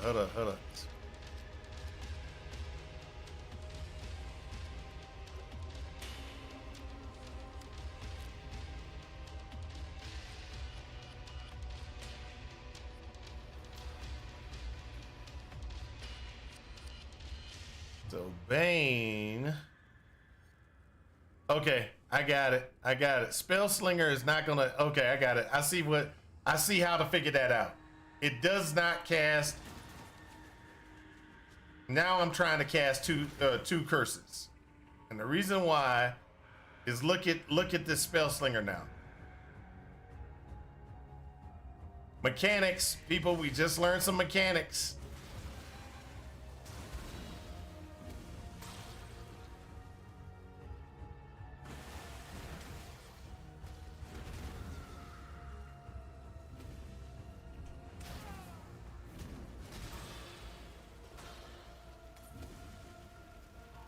We just learned some mechanics. Look, it's now spinning, and the reason why it's spinning is because Bane was too low.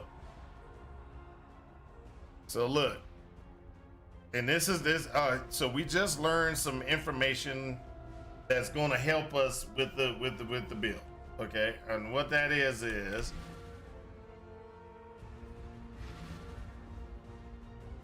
what that is the following. So Spellslinger is activating Bane. Bane is saying any curse that's less than 30 gets applied by me. So Spellslinger won't do it. When Despair leveled one time and got above what Bane could do, all of a sudden it became a Spellslinger capable item. So that's why when I casted, when I attacked, all of a sudden you started seeing, you saw despair icons across everybody's head.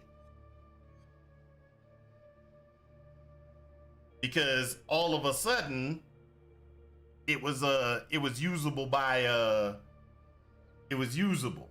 So my question then comes into the following though. And we can test this out on another character. We can test this out on another character. Exit. We can test it out on the Mirage character, the Mirage shadow that we have. Because it's using a tabla rasa.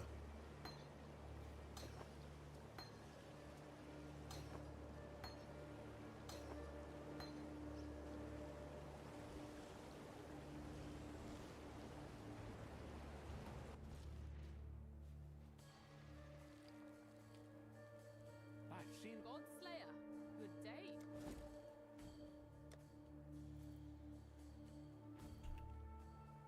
So we're gonna put Spellslinger in place.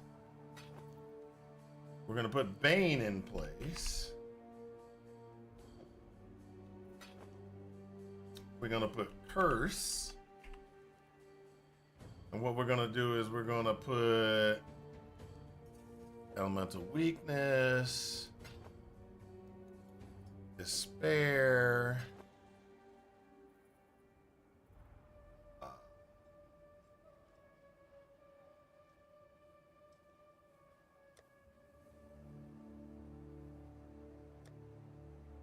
We're gonna put Temporal Change just because.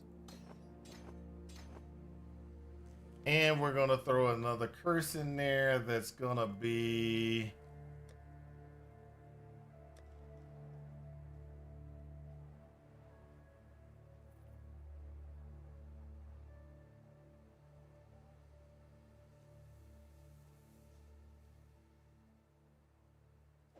we're gonna throw that one in.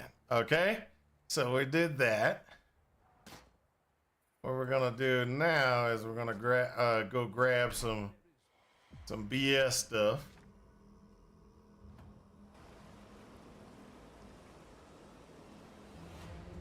Yes. Purchase. Oh, wrong person. I'm watching you. Yes. Purchase. We need to get a wand.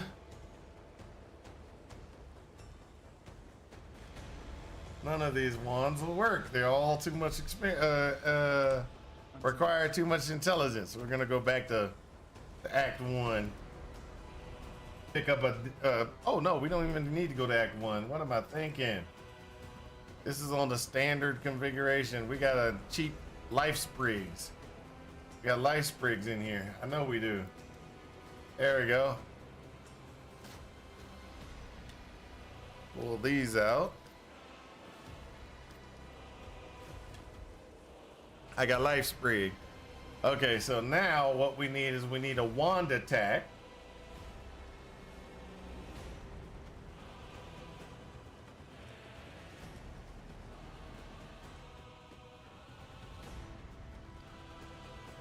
What we're gonna do is wand.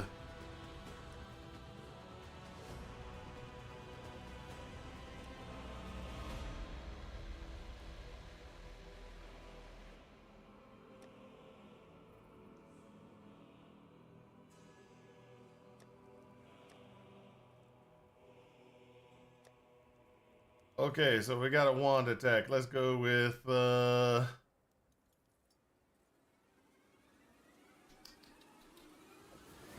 let's do Power Cipher just because I like Power Cipher. Okay, so what we have now is we have Spell Slinger with Bane.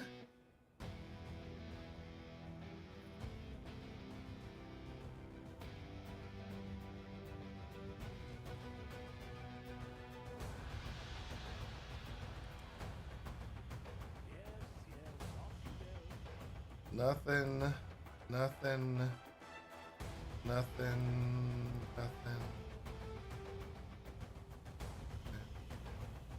nothing. Take this.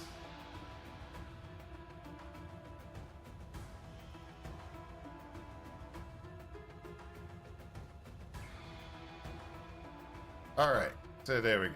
Now what we're gonna do is we're gonna put that in place, this in place, this in place, and we're gonna get rid of this.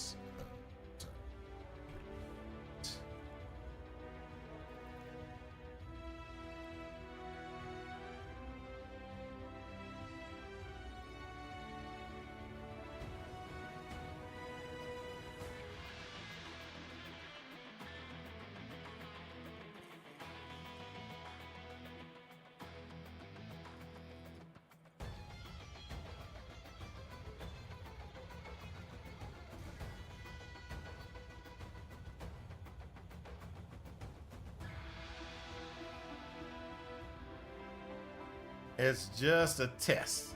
This is the test, only a test of the emergency broadcast system. All right, so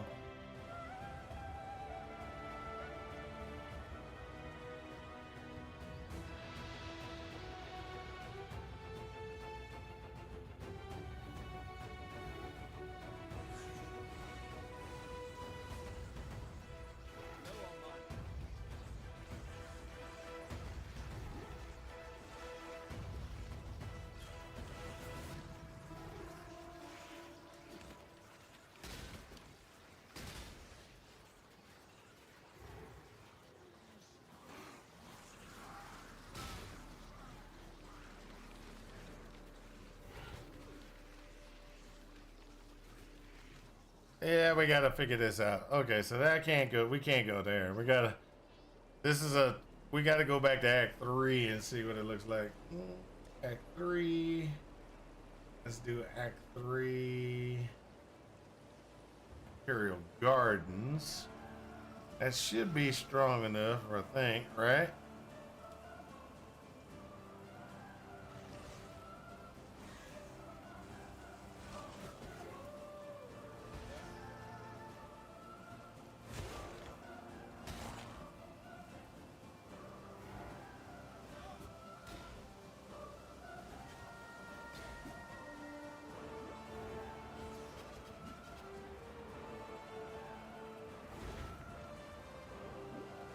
Uh,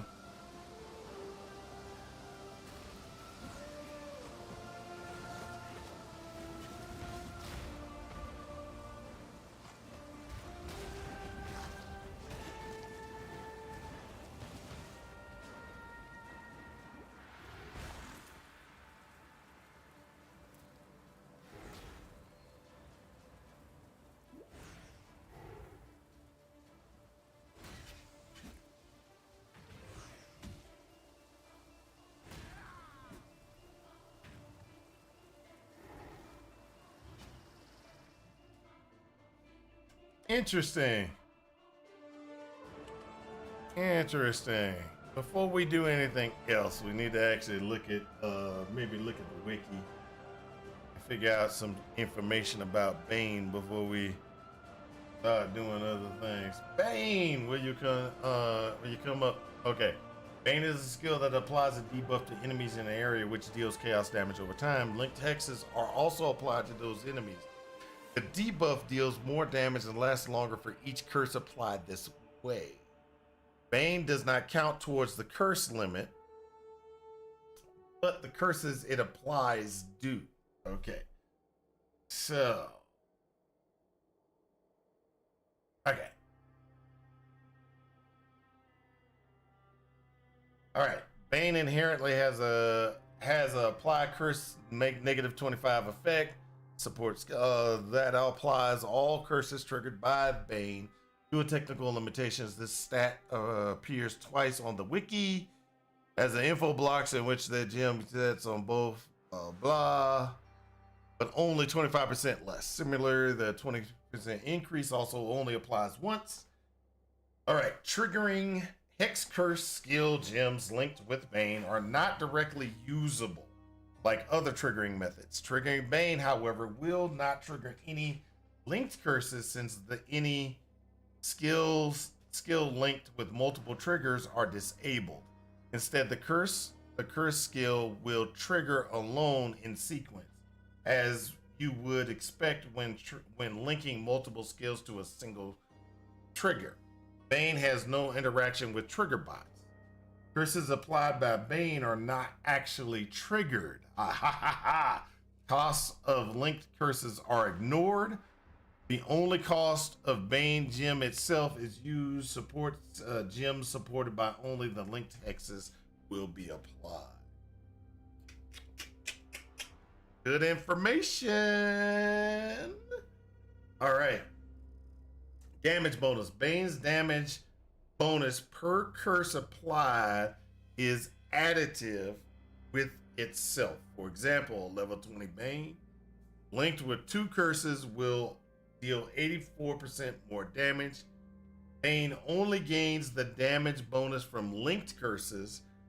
Other sources such as curse on hit, blasphemy support, vixen entrapment, and directly casting a curse will not give the damage bonus. Bane will not gain damage if the curse limit is reached. For example, attempting to link 2 curses with a max curse limit of 1.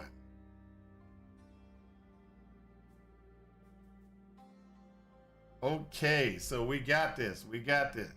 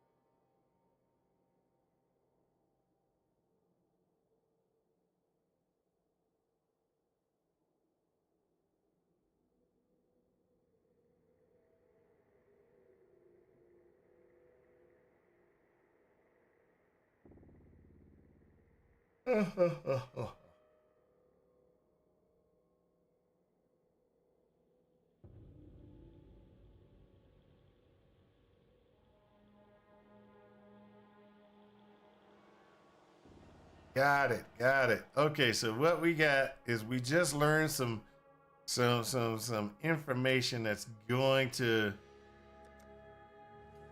change what what we have in place. This is useless. It's only going to do one. And we would rather have despair than anything else.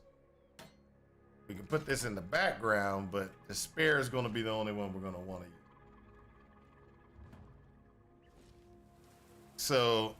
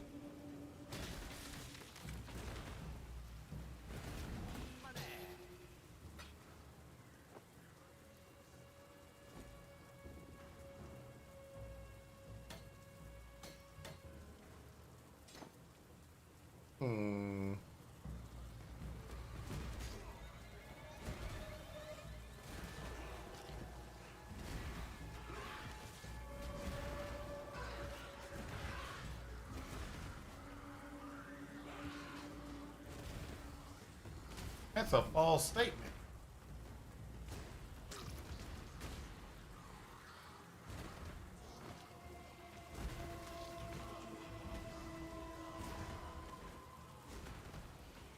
Okay, so that's a false statement.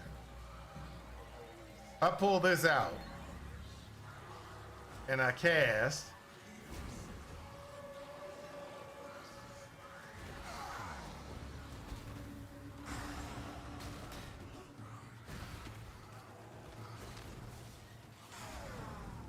Versus it in and I cast.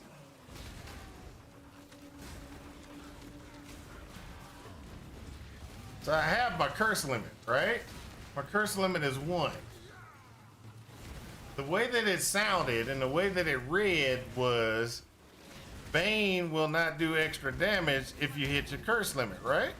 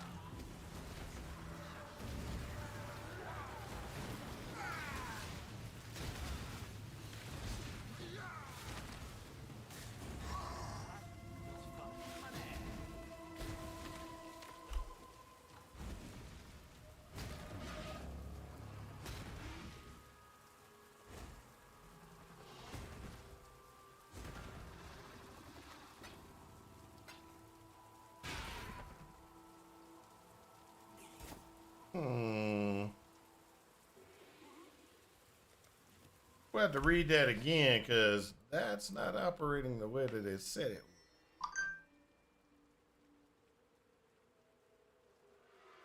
Or skill. Oh.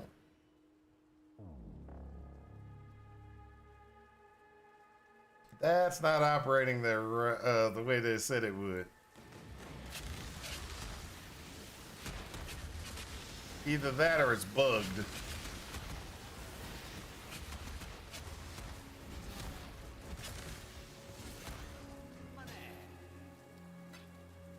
And I wouldn't actually say that, you know, PoE doesn't have bugs. We all know it does have bugs.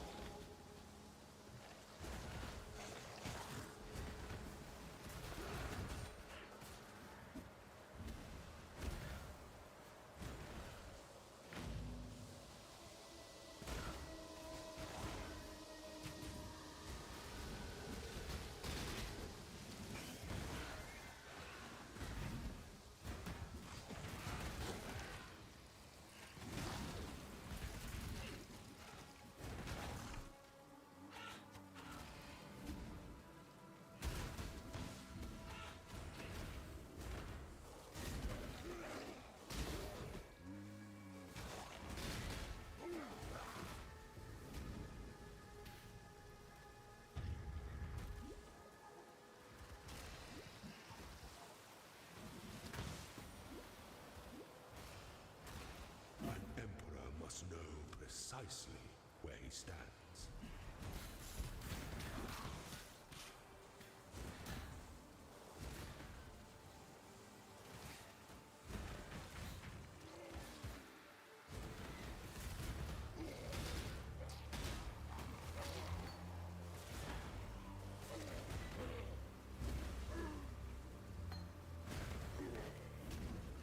That's actually interesting, guys.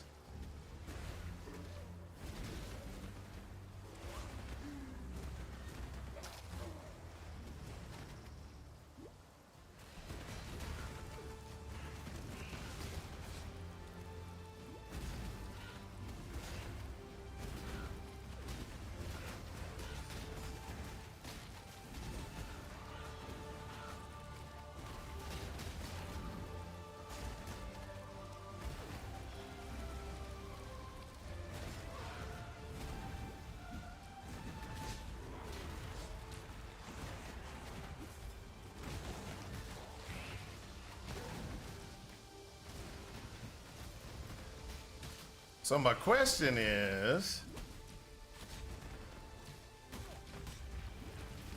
would I actually get more damage if my curse limit's up?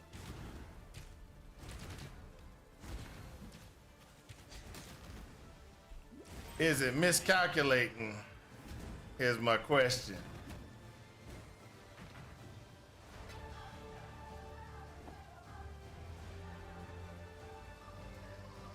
Okay, so where the question comes in, and we'll probably work this out tomorrow as well. Because currently, right now, we're just we got bogged down in experimentation. We might have to redo our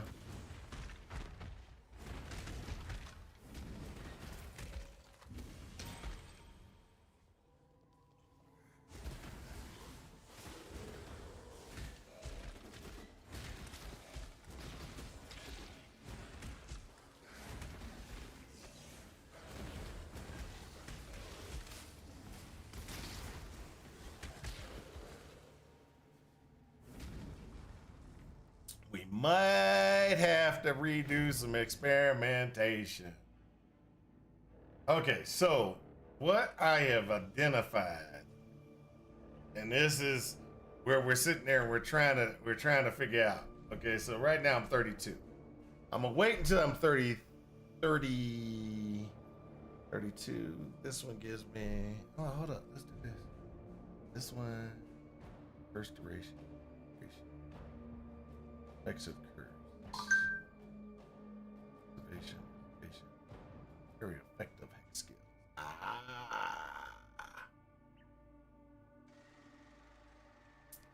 Right? Oh. Instead of 1, 2, 3. So the reason why I say this one is because it's going to hit more creatures this way. The 15%, 30% increase. So 30% increase area of effect is going to hit more creatures when we cast. And so then my question comes.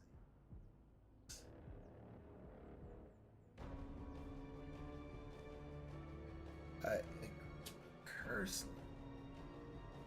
Well, first, let's just try to increase our curse limit. We'll do 2 more levels, see if we can increase the curse limit. If we can get the curse limit up to the next one, then and the DPS increases, this is a huge increase. That means that there's a big problem. But not really a big problem. That means that the damage output is miscalculated for Bane. That means the damage output is miscalculated for Bane.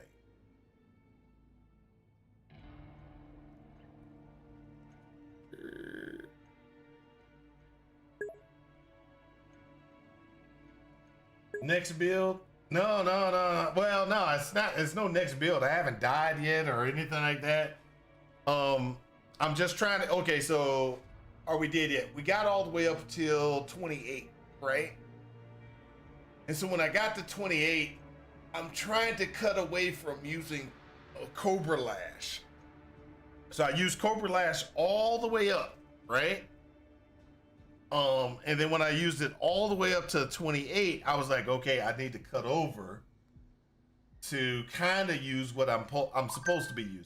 So when I cut over, I was like, okay, let's go ahead and see what we got. And so at first I was like, I'll use Hex Blast, and it would Spell Slinger instead, because I can't use Hex Blast Firestorm. It eats up too much energy. And then I was like, okay, I'll do this other thing. And so I've been kind of playing around to try to find the best damage output. Okay. And since I was like, let me find the best damage output, I was like, well, Hex Blast is working pretty good. I like Hex Blast. But I was like, that's eating up, it still eats up a little bit too much energy. And I was like, well, let's switch over to Bane. So I switched over to Bane, and then when I was switched to Bane, I was like, hey, there's some things about Bane this is working out really nice. The damage was really nice. Then I started to try to figure out how it worked. So this statement, Bane will not gain damage if the curse limit is reached. For example, attempting to link 2 curses with a maximum curse limit of 1. That's what it says, right? Now, we just tested throwing Bane, using Spell Slinger and Bane. We have 2 curses on it: Temporal Chains and Despair. I pull Temporal Chains out. Damage is not that bad, or it's not that good. I pulled the Despair out to see exactly if it was like, maybe it's because Despair is in Temporal Chains is doing the extra damage. No. And then I was like, well, what is it? Then I throw both of them back in, and my damage is good. And so let me show you. Let's go back over here and show versus tail. So Temporal Chains.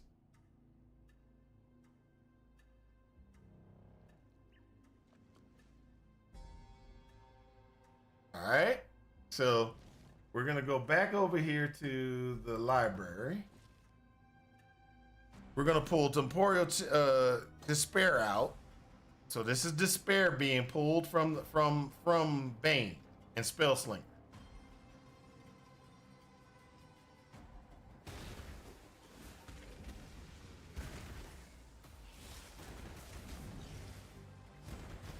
Do you see the damage output?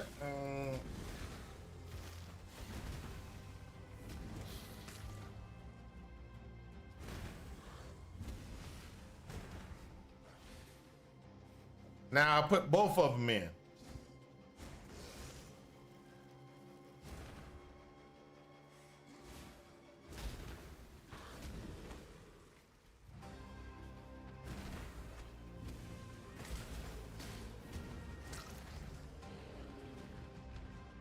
And it's not like they're being poisoned, and poison is kicking in and everything, because it's not.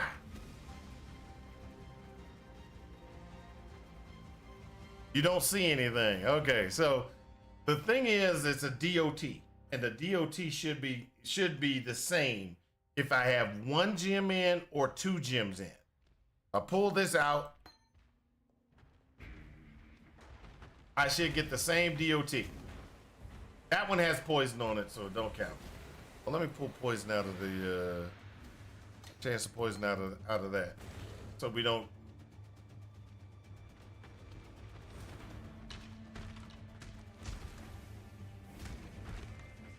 Oh, let me turn that off.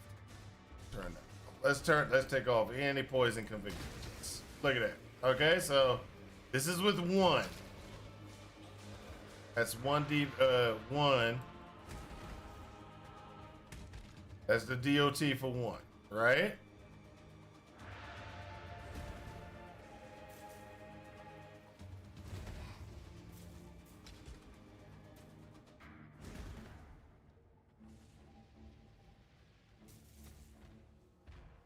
Now, if I throw both of them in, I'm not supposed to get an increase in damage at all.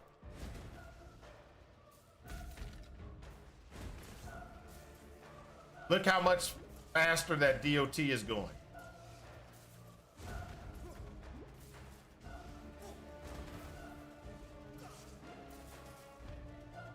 So pull it out.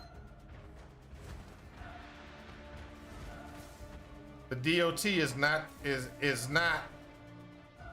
going as fast. So something's wrong with the statement that, oh, you get no benefit if you hit your curse limit.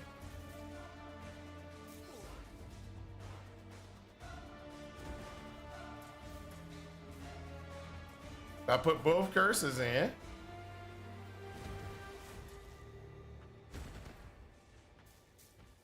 The DOT is a lot higher. Even though I got one limit curse. So is that a miscalculation? Is it a bug? Is it a problem?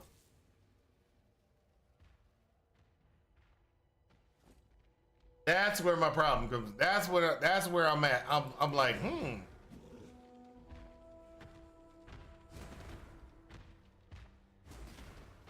Oh, I could do this too to make a determinant factor.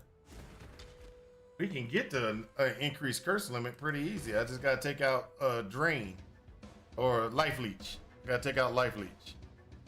I can go and respec and pull life leech out.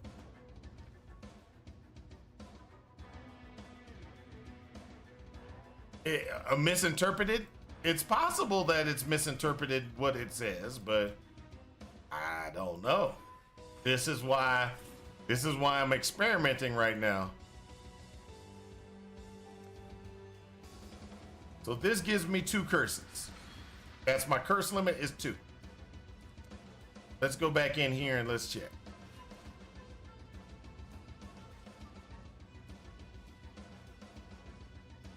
My DOT should go up. It should be even higher with the curse limit 2.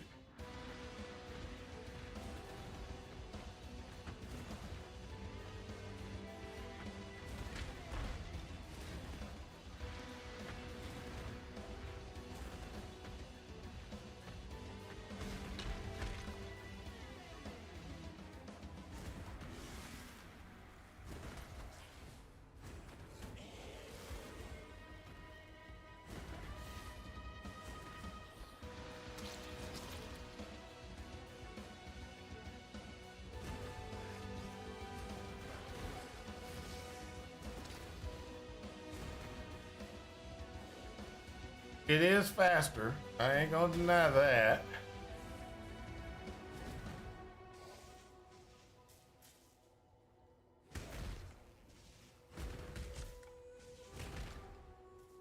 It is faster.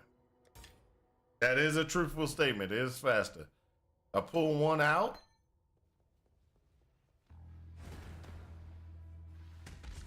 No, maybe not.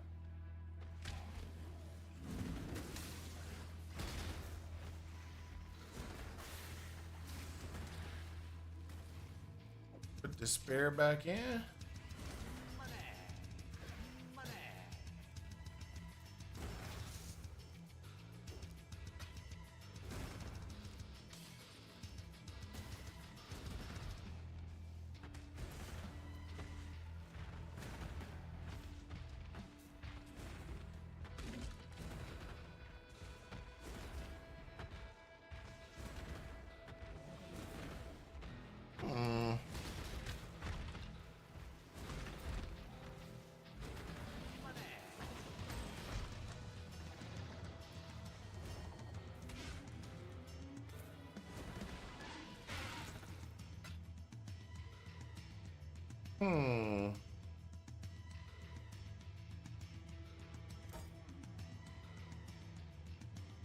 I do see it as being more DOT. It does have more DOT. With the curse limit increase. But not as much as I would think it.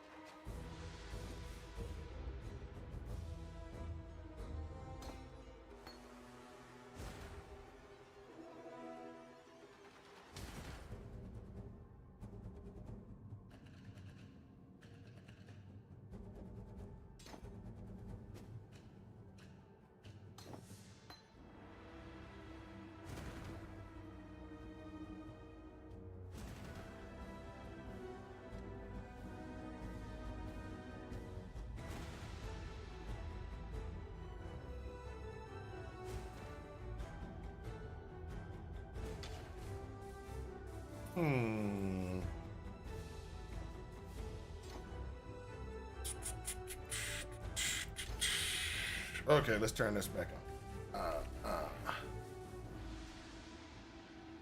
All right, so what have we determined? Bane is actually pretty good. Bane is pretty good. That's what we have determined. Bane is pretty good.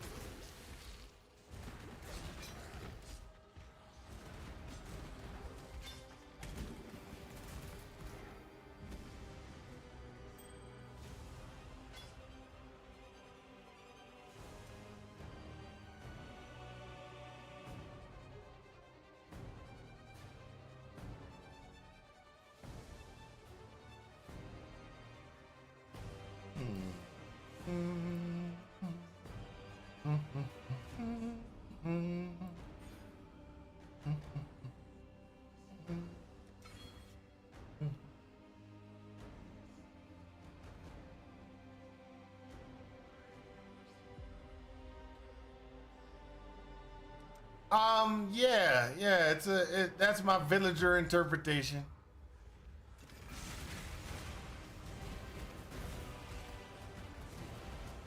I have some thoughts that I need to work on. Is it better than Cobra Lash? Probably not.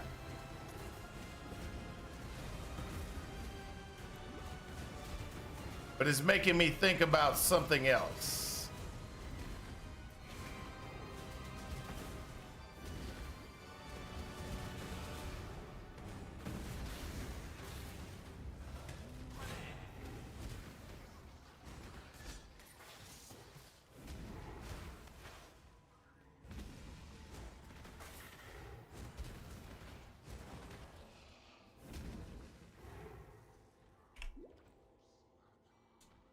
So with a DOT approach, Bane is okay. Not that great in certain aspects, but it's okay. Now we have some thoughts that we need to worry about, or things we need to worry about. Since it's being a since it is a full DOT damage configuration, that means things are going to be up a lot longer. That means that you're going to have a higher chance of getting hit, which means that you're going to have a higher chance of dying inside of the game. So it's not a great, how can I put this? It's not a great thing to utilize for the gun, in my opinion. This is just me thinking about all the things that go on inside a gun. Because they're faster, they take less damage, they do more damage to you. And so a DOT type format is perfectly fine if it does a fast enough damage. But this is not doing fast enough damage. This is doing a very slow, methodical tick damage, which is okay, but it's just going to get us killed. It's just overall, it's going to get us killed. Okay, so what we are going to have to do is we're going to have to go ahead and go back to the drawing board on this and figure out if there's another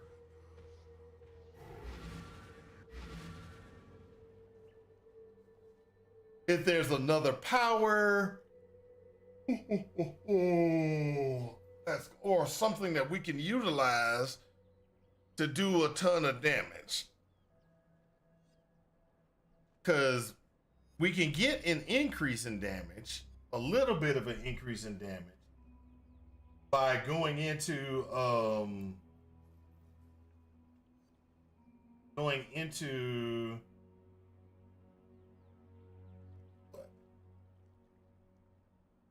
do a Zaro. Okay, so the reason why we can get that is because we get 5% increased poison duration for each poison you've inflicted. We get a recovery life from poisons, and poisons you inflict with critical strikes deal 20% more damage. We don't got no critical strike chance. Let's call that out. We have no critical strike chance. Where is it? Right here. Critical strike chance is only 17. So our critical strike chance with anything we do is very bad. Very bad. And since that's the case, we have to figure out what we're gonna do. So one of the things that the reason why I was gonna go with a wand skill was Power Siphon, right? Because if you use Power Siphon instead of this Kinetic Blast, you do Power Siphon. Power Siphon gives you power charges, which helps you get the critical strikes, which will help you get that increased damage. That 20% more damage if you crit. 20% poison increased damage. That's 20% poison increased damage if you crit. So that was one of the reasons why I wanted to go that route. But we have issues being able to get what we need to be able to do that. Okay? And so what can we do overall to increase our damage output? Because that's what we need. We need to increase our damage output so that it is just as good or higher than our Cobra Lash. Because Cobra Lash, which we don't have it in anymore, Cobra Lash was doing around about 400 points of damage per second. Okay? So Kinetic Blast is doing 191. And then we have poison on top of that, but it's, we had poison on top of the Cobra Lash. Let's just call it out. We got poison on top of Cobra Lash. And Cobra Lash is doing 400 points of damage, almost 400 points of damage. So We want to cut over to a wand configuration because we're kind of wanting to, at 34, do tornado. And if we're going to do tornado, we kind of want to be getting things that are going to help and enhance our ability to be able to do tornado. But if we do Cobra Lash, we're going to run Cobra Lash and everything. That past this point, Cobra Lash can be a problem. It's not that big of a problem, but it could be a problem. And that's because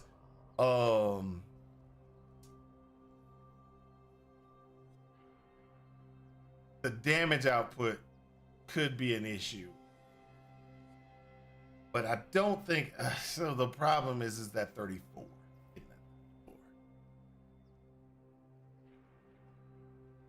With Cobra Lash, you got to beat those two guys, and then when you beat those two guys in the next zone, you got to go back, talk to the lady. Boom! All of a sudden, you're going to have tornado.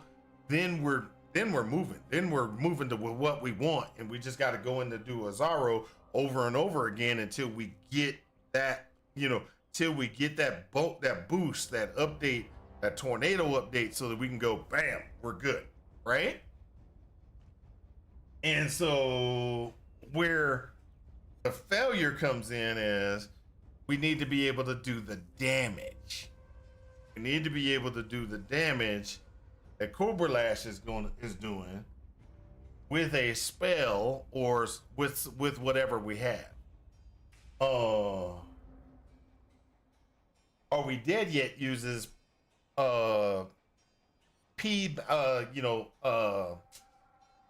poison concoction until he gets to where he needs to get, so he can switch over to a sanguinate minds.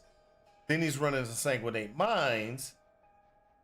And the reason why he's doing the sanguinate minds is because, hey, we got a lot of DOT things that we can pick up on the way to do the sanguinate mind. And when you do the sanguinate mind, you can just cast out multiple minds, and then sanguinate kicks off, and it does really good damage. Okay, so it's a good damage output. It's a good damage dealing thing. But as per everything else, it's not always the best route to go.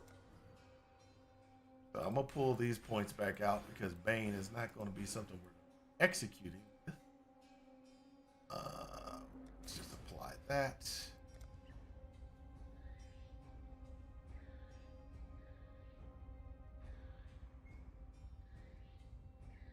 Yeah. That's what I'm. So with me, Are We Dead Yet? I didn't go that route. I went Cobra Lash all the way up to here. I decided, was not gonna, I can do Cobra Lash all the way up to this point. Now that I'm at this point, I want to switch.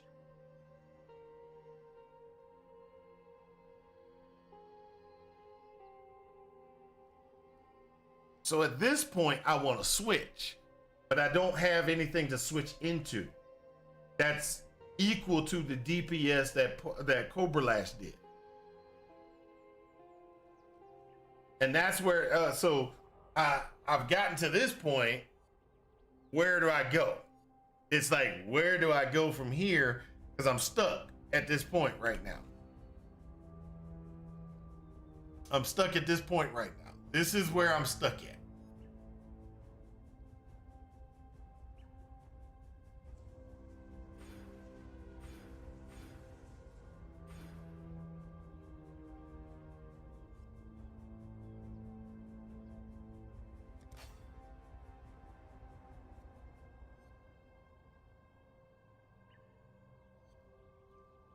Enemies poisoned by you cannot deal critical strikes. I'll take that.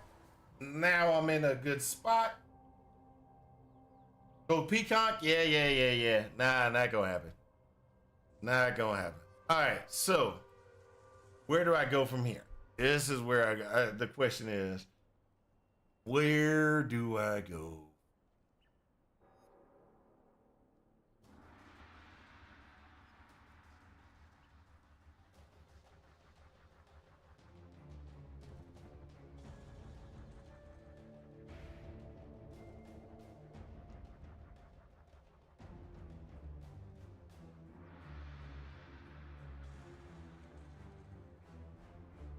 Because what we want to do is we want to go ahead and go to a something that's going to help us out without causing us any issues, any long-term issues.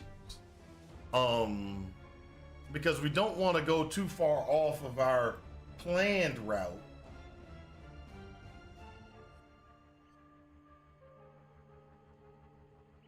We don't want to go too far off of our planned route.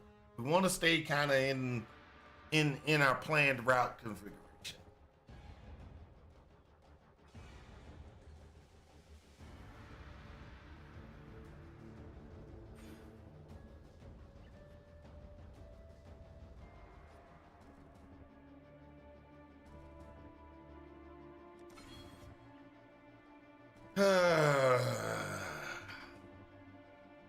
So this is where I should go back to the other side and try. I thought the cutover would be a lot easier. The transition would be easier. But because at 34 is when 34 going into the fighting Azaro, trying to get that transfigured gem at 34. That's pretty much where we want to be. We want, but it might be just sticking Cobra Lash all the way up until we get to 34. That might be that might be the best way to do it. Take Cobra Lash and just run Cobra Lash till you get 34. And when you get 34, do your cutover.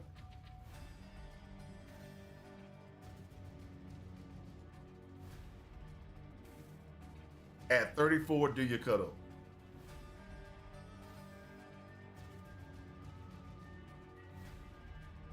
I don't think it would be a problem.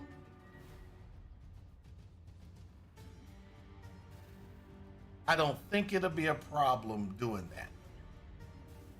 We'll have to spend the time, switch ourselves back to Cobra Lash, and see if we can get back in the Cobra Lash configuration, and which we kept the weapons. We didn't change the weapons. We just got to put Cobra Lash back in place, and the brace and all the other things that we had in place. We just got to put that all back in place and see if that's going to be a better way of going and leveling.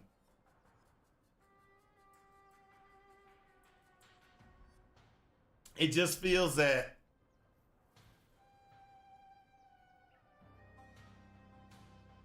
and this is where the problem is the problem. I'm gonna go ahead and tell you this is what the problem is.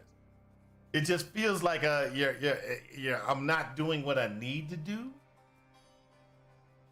Because the power that I want to use I'm gonna pass it by. So I want to use kinetic blast long term, but I can't do it because I can't get it to work exactly the way that I want it to.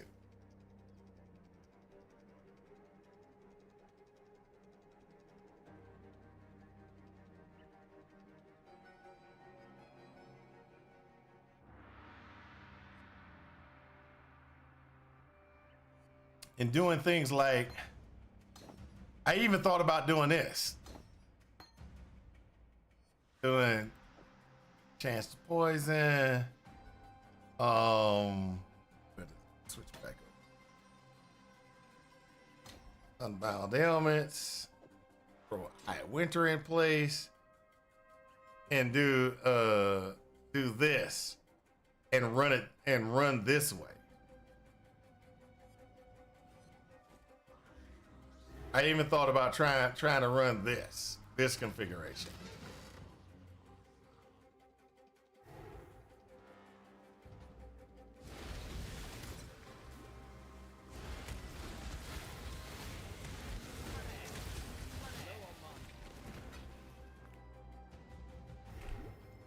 But it burns too much mana.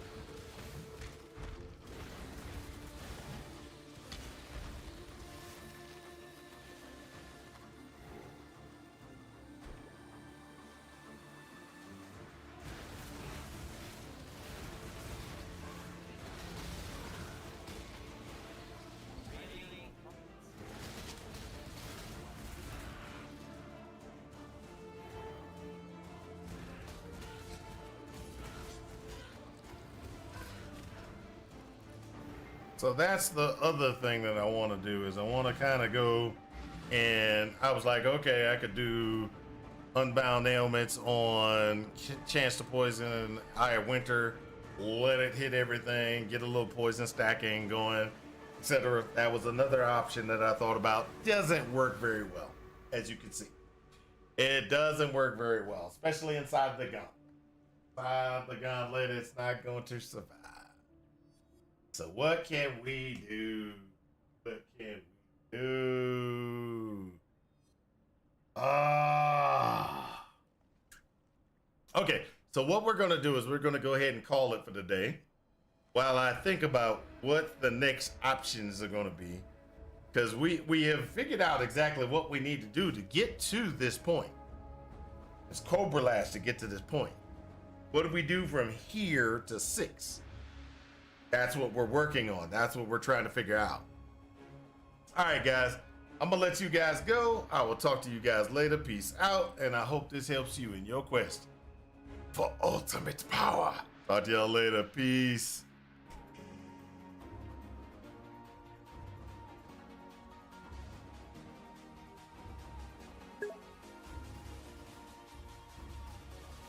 You ain't winning again. You ain't winning again. I got this. I'm figuring it out. I'm figuring it out. I know what I want to do. The problem is getting it done. Don't worry, I already did yet. I'm still working on it. Minor is superior. I ain't gonna deny. I was going down a Sanguinate Minds. If you remember, I did a Sanguinate Minds. It works. It works well. I died, but it works well. And we will work and continue to do is what we can. And where I died with the Sanguinate Mind configuration was I cut over to a Sanguinate Minds. And when I cut over, I died because it didn't do as much damage as Blade Trap did. I was like, oh. And hey, let's just be honest. Blade Trap is actually really still a really powerful situation. And I might just have to do Blade Trap, a Blade Trap Assassin, and just fix my failure. Because my failure was I wanted to switch away from Blade Trap. And that's why I died inside the gauntlet.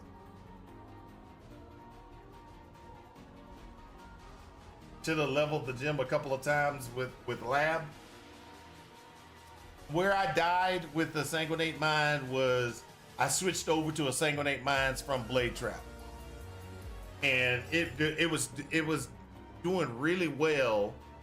Where it failed was when I got into the boss fight. I got to the boss fight, it killed the boss as fast as Blade Trap did. And so I died. And that's the reason why I died. Let's go, let me just do this. Since I got time, I gotta go cut the grass and go shopping and all this other stuff. But that's where the problem was. I was like, Blade Trap. Yeah, okay. This doesn't get any benefit from this is not really getting a ton of benefit from the assassin tree, but I'm gonna go ahead and I'm gonna switch over to Sanguinate Minds, because the Sanguinate Minds, I was like, I can get DOT, I can get a bunch of other stuff from it. This will be where I wanted to go. And so that might have been my failure right there, is what where you have determined, hey, I can use Reap for bosses, and I use a Sanguinate Mind for clearing maps. I didn't think about that. I wasn't thinking that way. I was like, hey, a Sanguinate Minds, okay, now that I'm on the boss, this is my main power, let me use it. And so I died. That's pretty much what had happened. Just like here, I'm sitting there and I'm at the point, I'm like, okay, what do I need to do? What's the best route for me to be able to go? How's the best, what's my best damage I could do, etc. So right now I'm sitting there, I'm like, okay, well, this is, what's the best thing I can do? How do I do it, etc. And So this is where I'm trying, you know.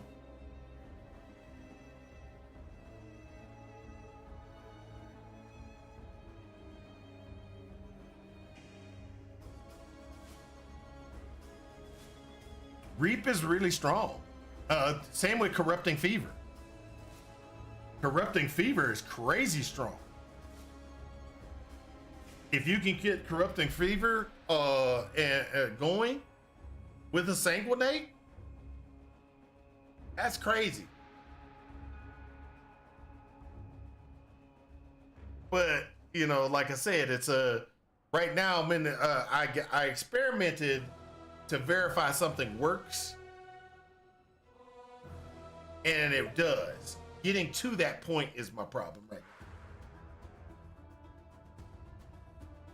now. I focus 0 on the DOT. Well, that's one of the things. All hit damage up front. Yeah.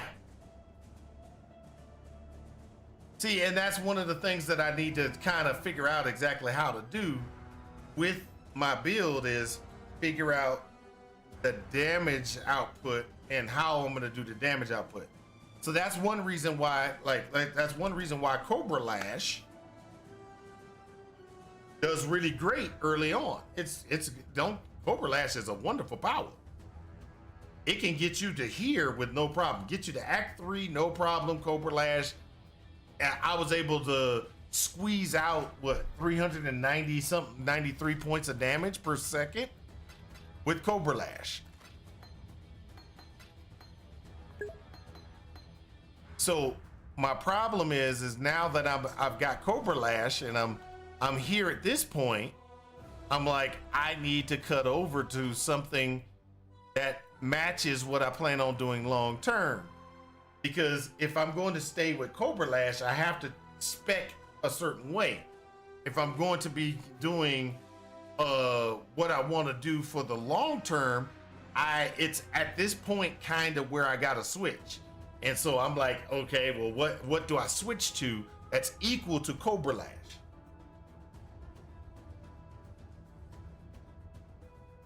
I get an Emperor. Yeah, that one works out really well too. But so this is where the situation comes in, or this is where problems come in. Let's just put it like that. This is where problems come in. What do we do? What do we do to get that extra damage, to be able to, maintain that extra damage and move forward? So one of the things that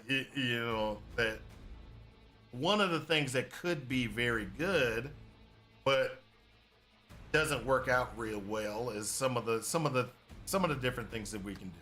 So I'm gonna go ahead and I'm gonna kind of stop right today, right now. Go cut my backyard, go cut my front yard,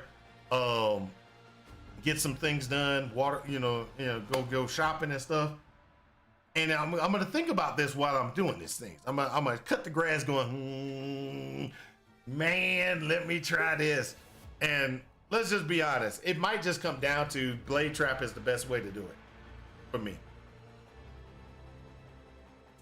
Blade Trap is the best way to do it. When it comes down to figure out what I need to do past Blade Trap is where I need it. Or I need to figure out what I need to do to make Blade Trap even better.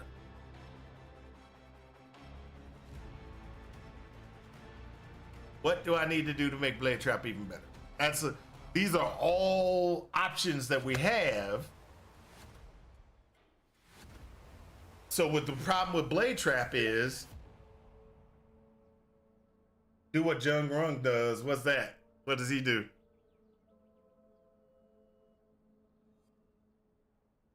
What does he do?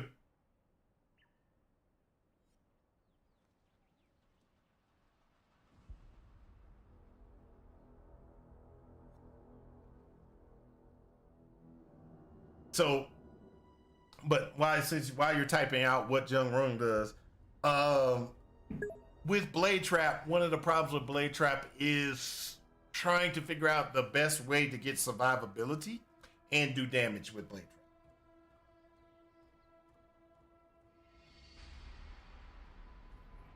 It's who Ben copies, and that's he always wins. Okay. All right. I hear you. I hear you. So, that's the thing I think I'm thinking that I need to figure out is what I'm going to be doing for it. Blade Trap is a Blade Trap is a definite one that could get us there, but the survivability, you don't get hit back, you don't get, when it hits you get life back, you don't get leech, you don't get any of those things. So what do you do on this side of the tree? What do you do on this side of the tree that's going to get you your life back?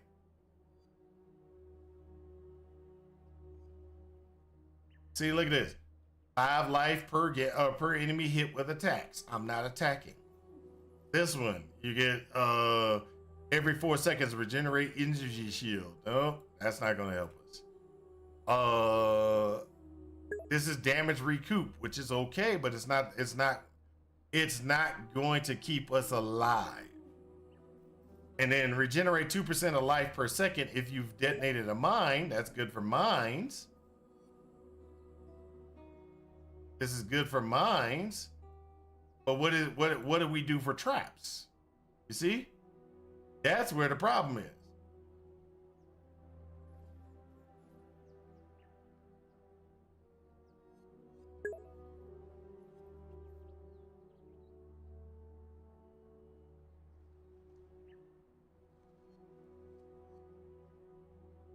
Nothing. That side of the tree sucks so bad. That's why the challenge is so fun. It's like racing a Model T in an Indy 500. Yeah.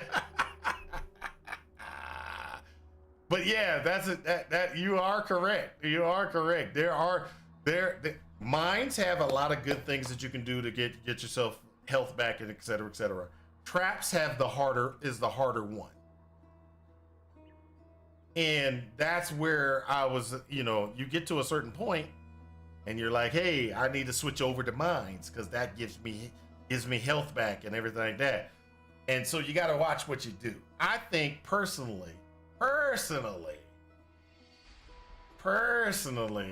think this what's going to happen is I'm going to have to figure out a way to get traps to work.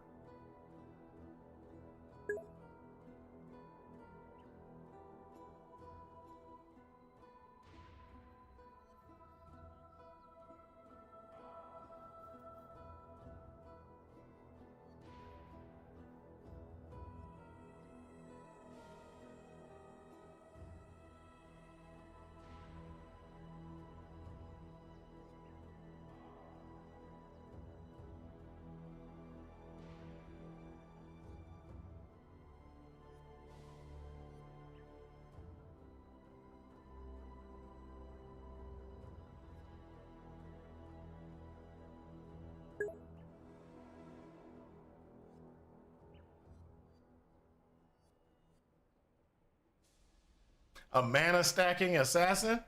Oh no, just do an accuracy stacking assassin. Oh no. I got an even better one. I got a better one.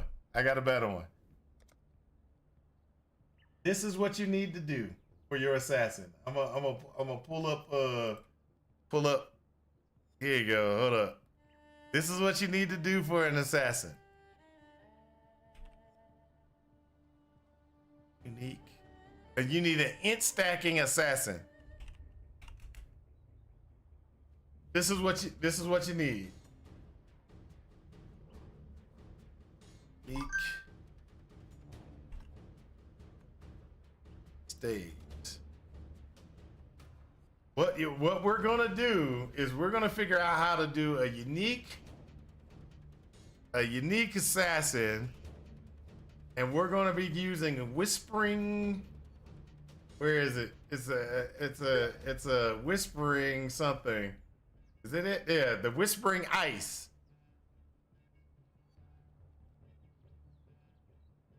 And we're gonna increase spell damage per 10 intelligence.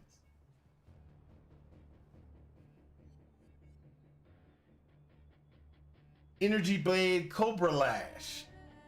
I actually thought about Energy Blade Cobra Lash. I couldn't get it to do the damage output that I need. That's where I failed on that one.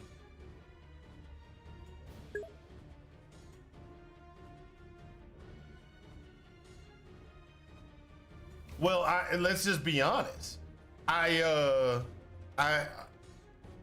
could do it if, let me just show you what if I decide not to do an assassin. Oh, it's never mind. It doesn't show. If I do, if I go, what you want to call it, trickster. There's a lot of things in trickster that gives you a lot of extra energy shield. And then you can stack on, if you have the ephemeral edge or whatever you want to call it, everything like that. You could be even stronger. But the thing was, I gotta be a trickster. And what did we say we're going to be playing? We're not playing a trickster. We're not playing a saboteur. We're playing assassin. And this is where we hit that wall. It's like,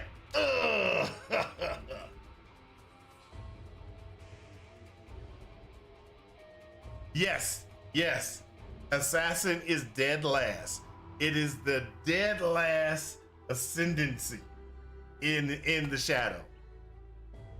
They tried to do something with it, and they did. They enhanced the damage. They did a lot of good things, but it wasn't enough. It was not enough. The assassin is a dead ascendancy. It does not synergize well with anything. Well, no, that's a lie. That's a lie. I will call that back. I will call it back. It synergizes really well with something we don't want to do. Viper Strike of the Mamba, Pestilent Strike, any of those strike skills that require you to be head to head with the boss. Assassin is a great ascendancy. It's a great ascendancy.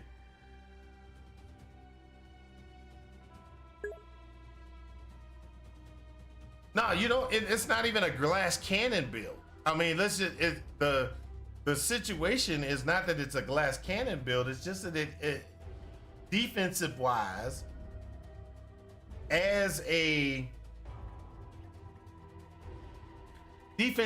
it's a terrible idea. And the reason why is because you get hit. You're going to get hit. So playing it inside of the gauntlet, you're sitting there and bam, bam, bam, bam, bam, bam, bam, bam. You can ramp up. You can get the good DPS. You can suck them dead with the increased DOT and everything. But what happens is you're hand to hand, head to head, and he's hitting you. That's stacks of ruin. Or he's missing you, and then he hits you. And when he hits you hard. 4,000 4 or 5,000 hit points doesn't help if you can't mitigate some of that damage. Other sides of the tree, you got a lot better.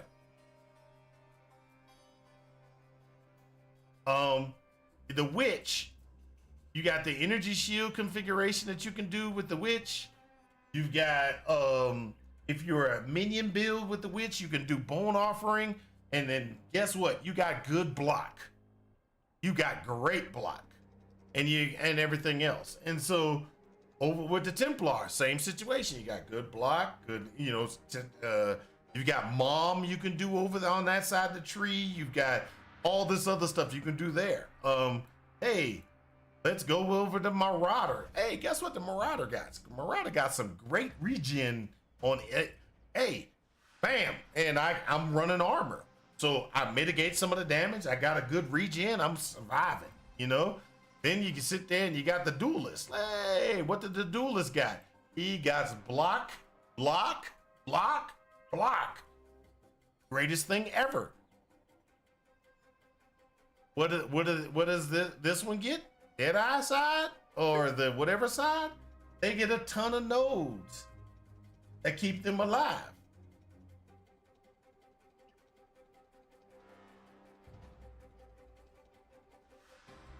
You know, where we got a problem is here. Everything here is about hitting something and getting life back, right? It's about hitting something and getting life back. That's in the tree. The situation for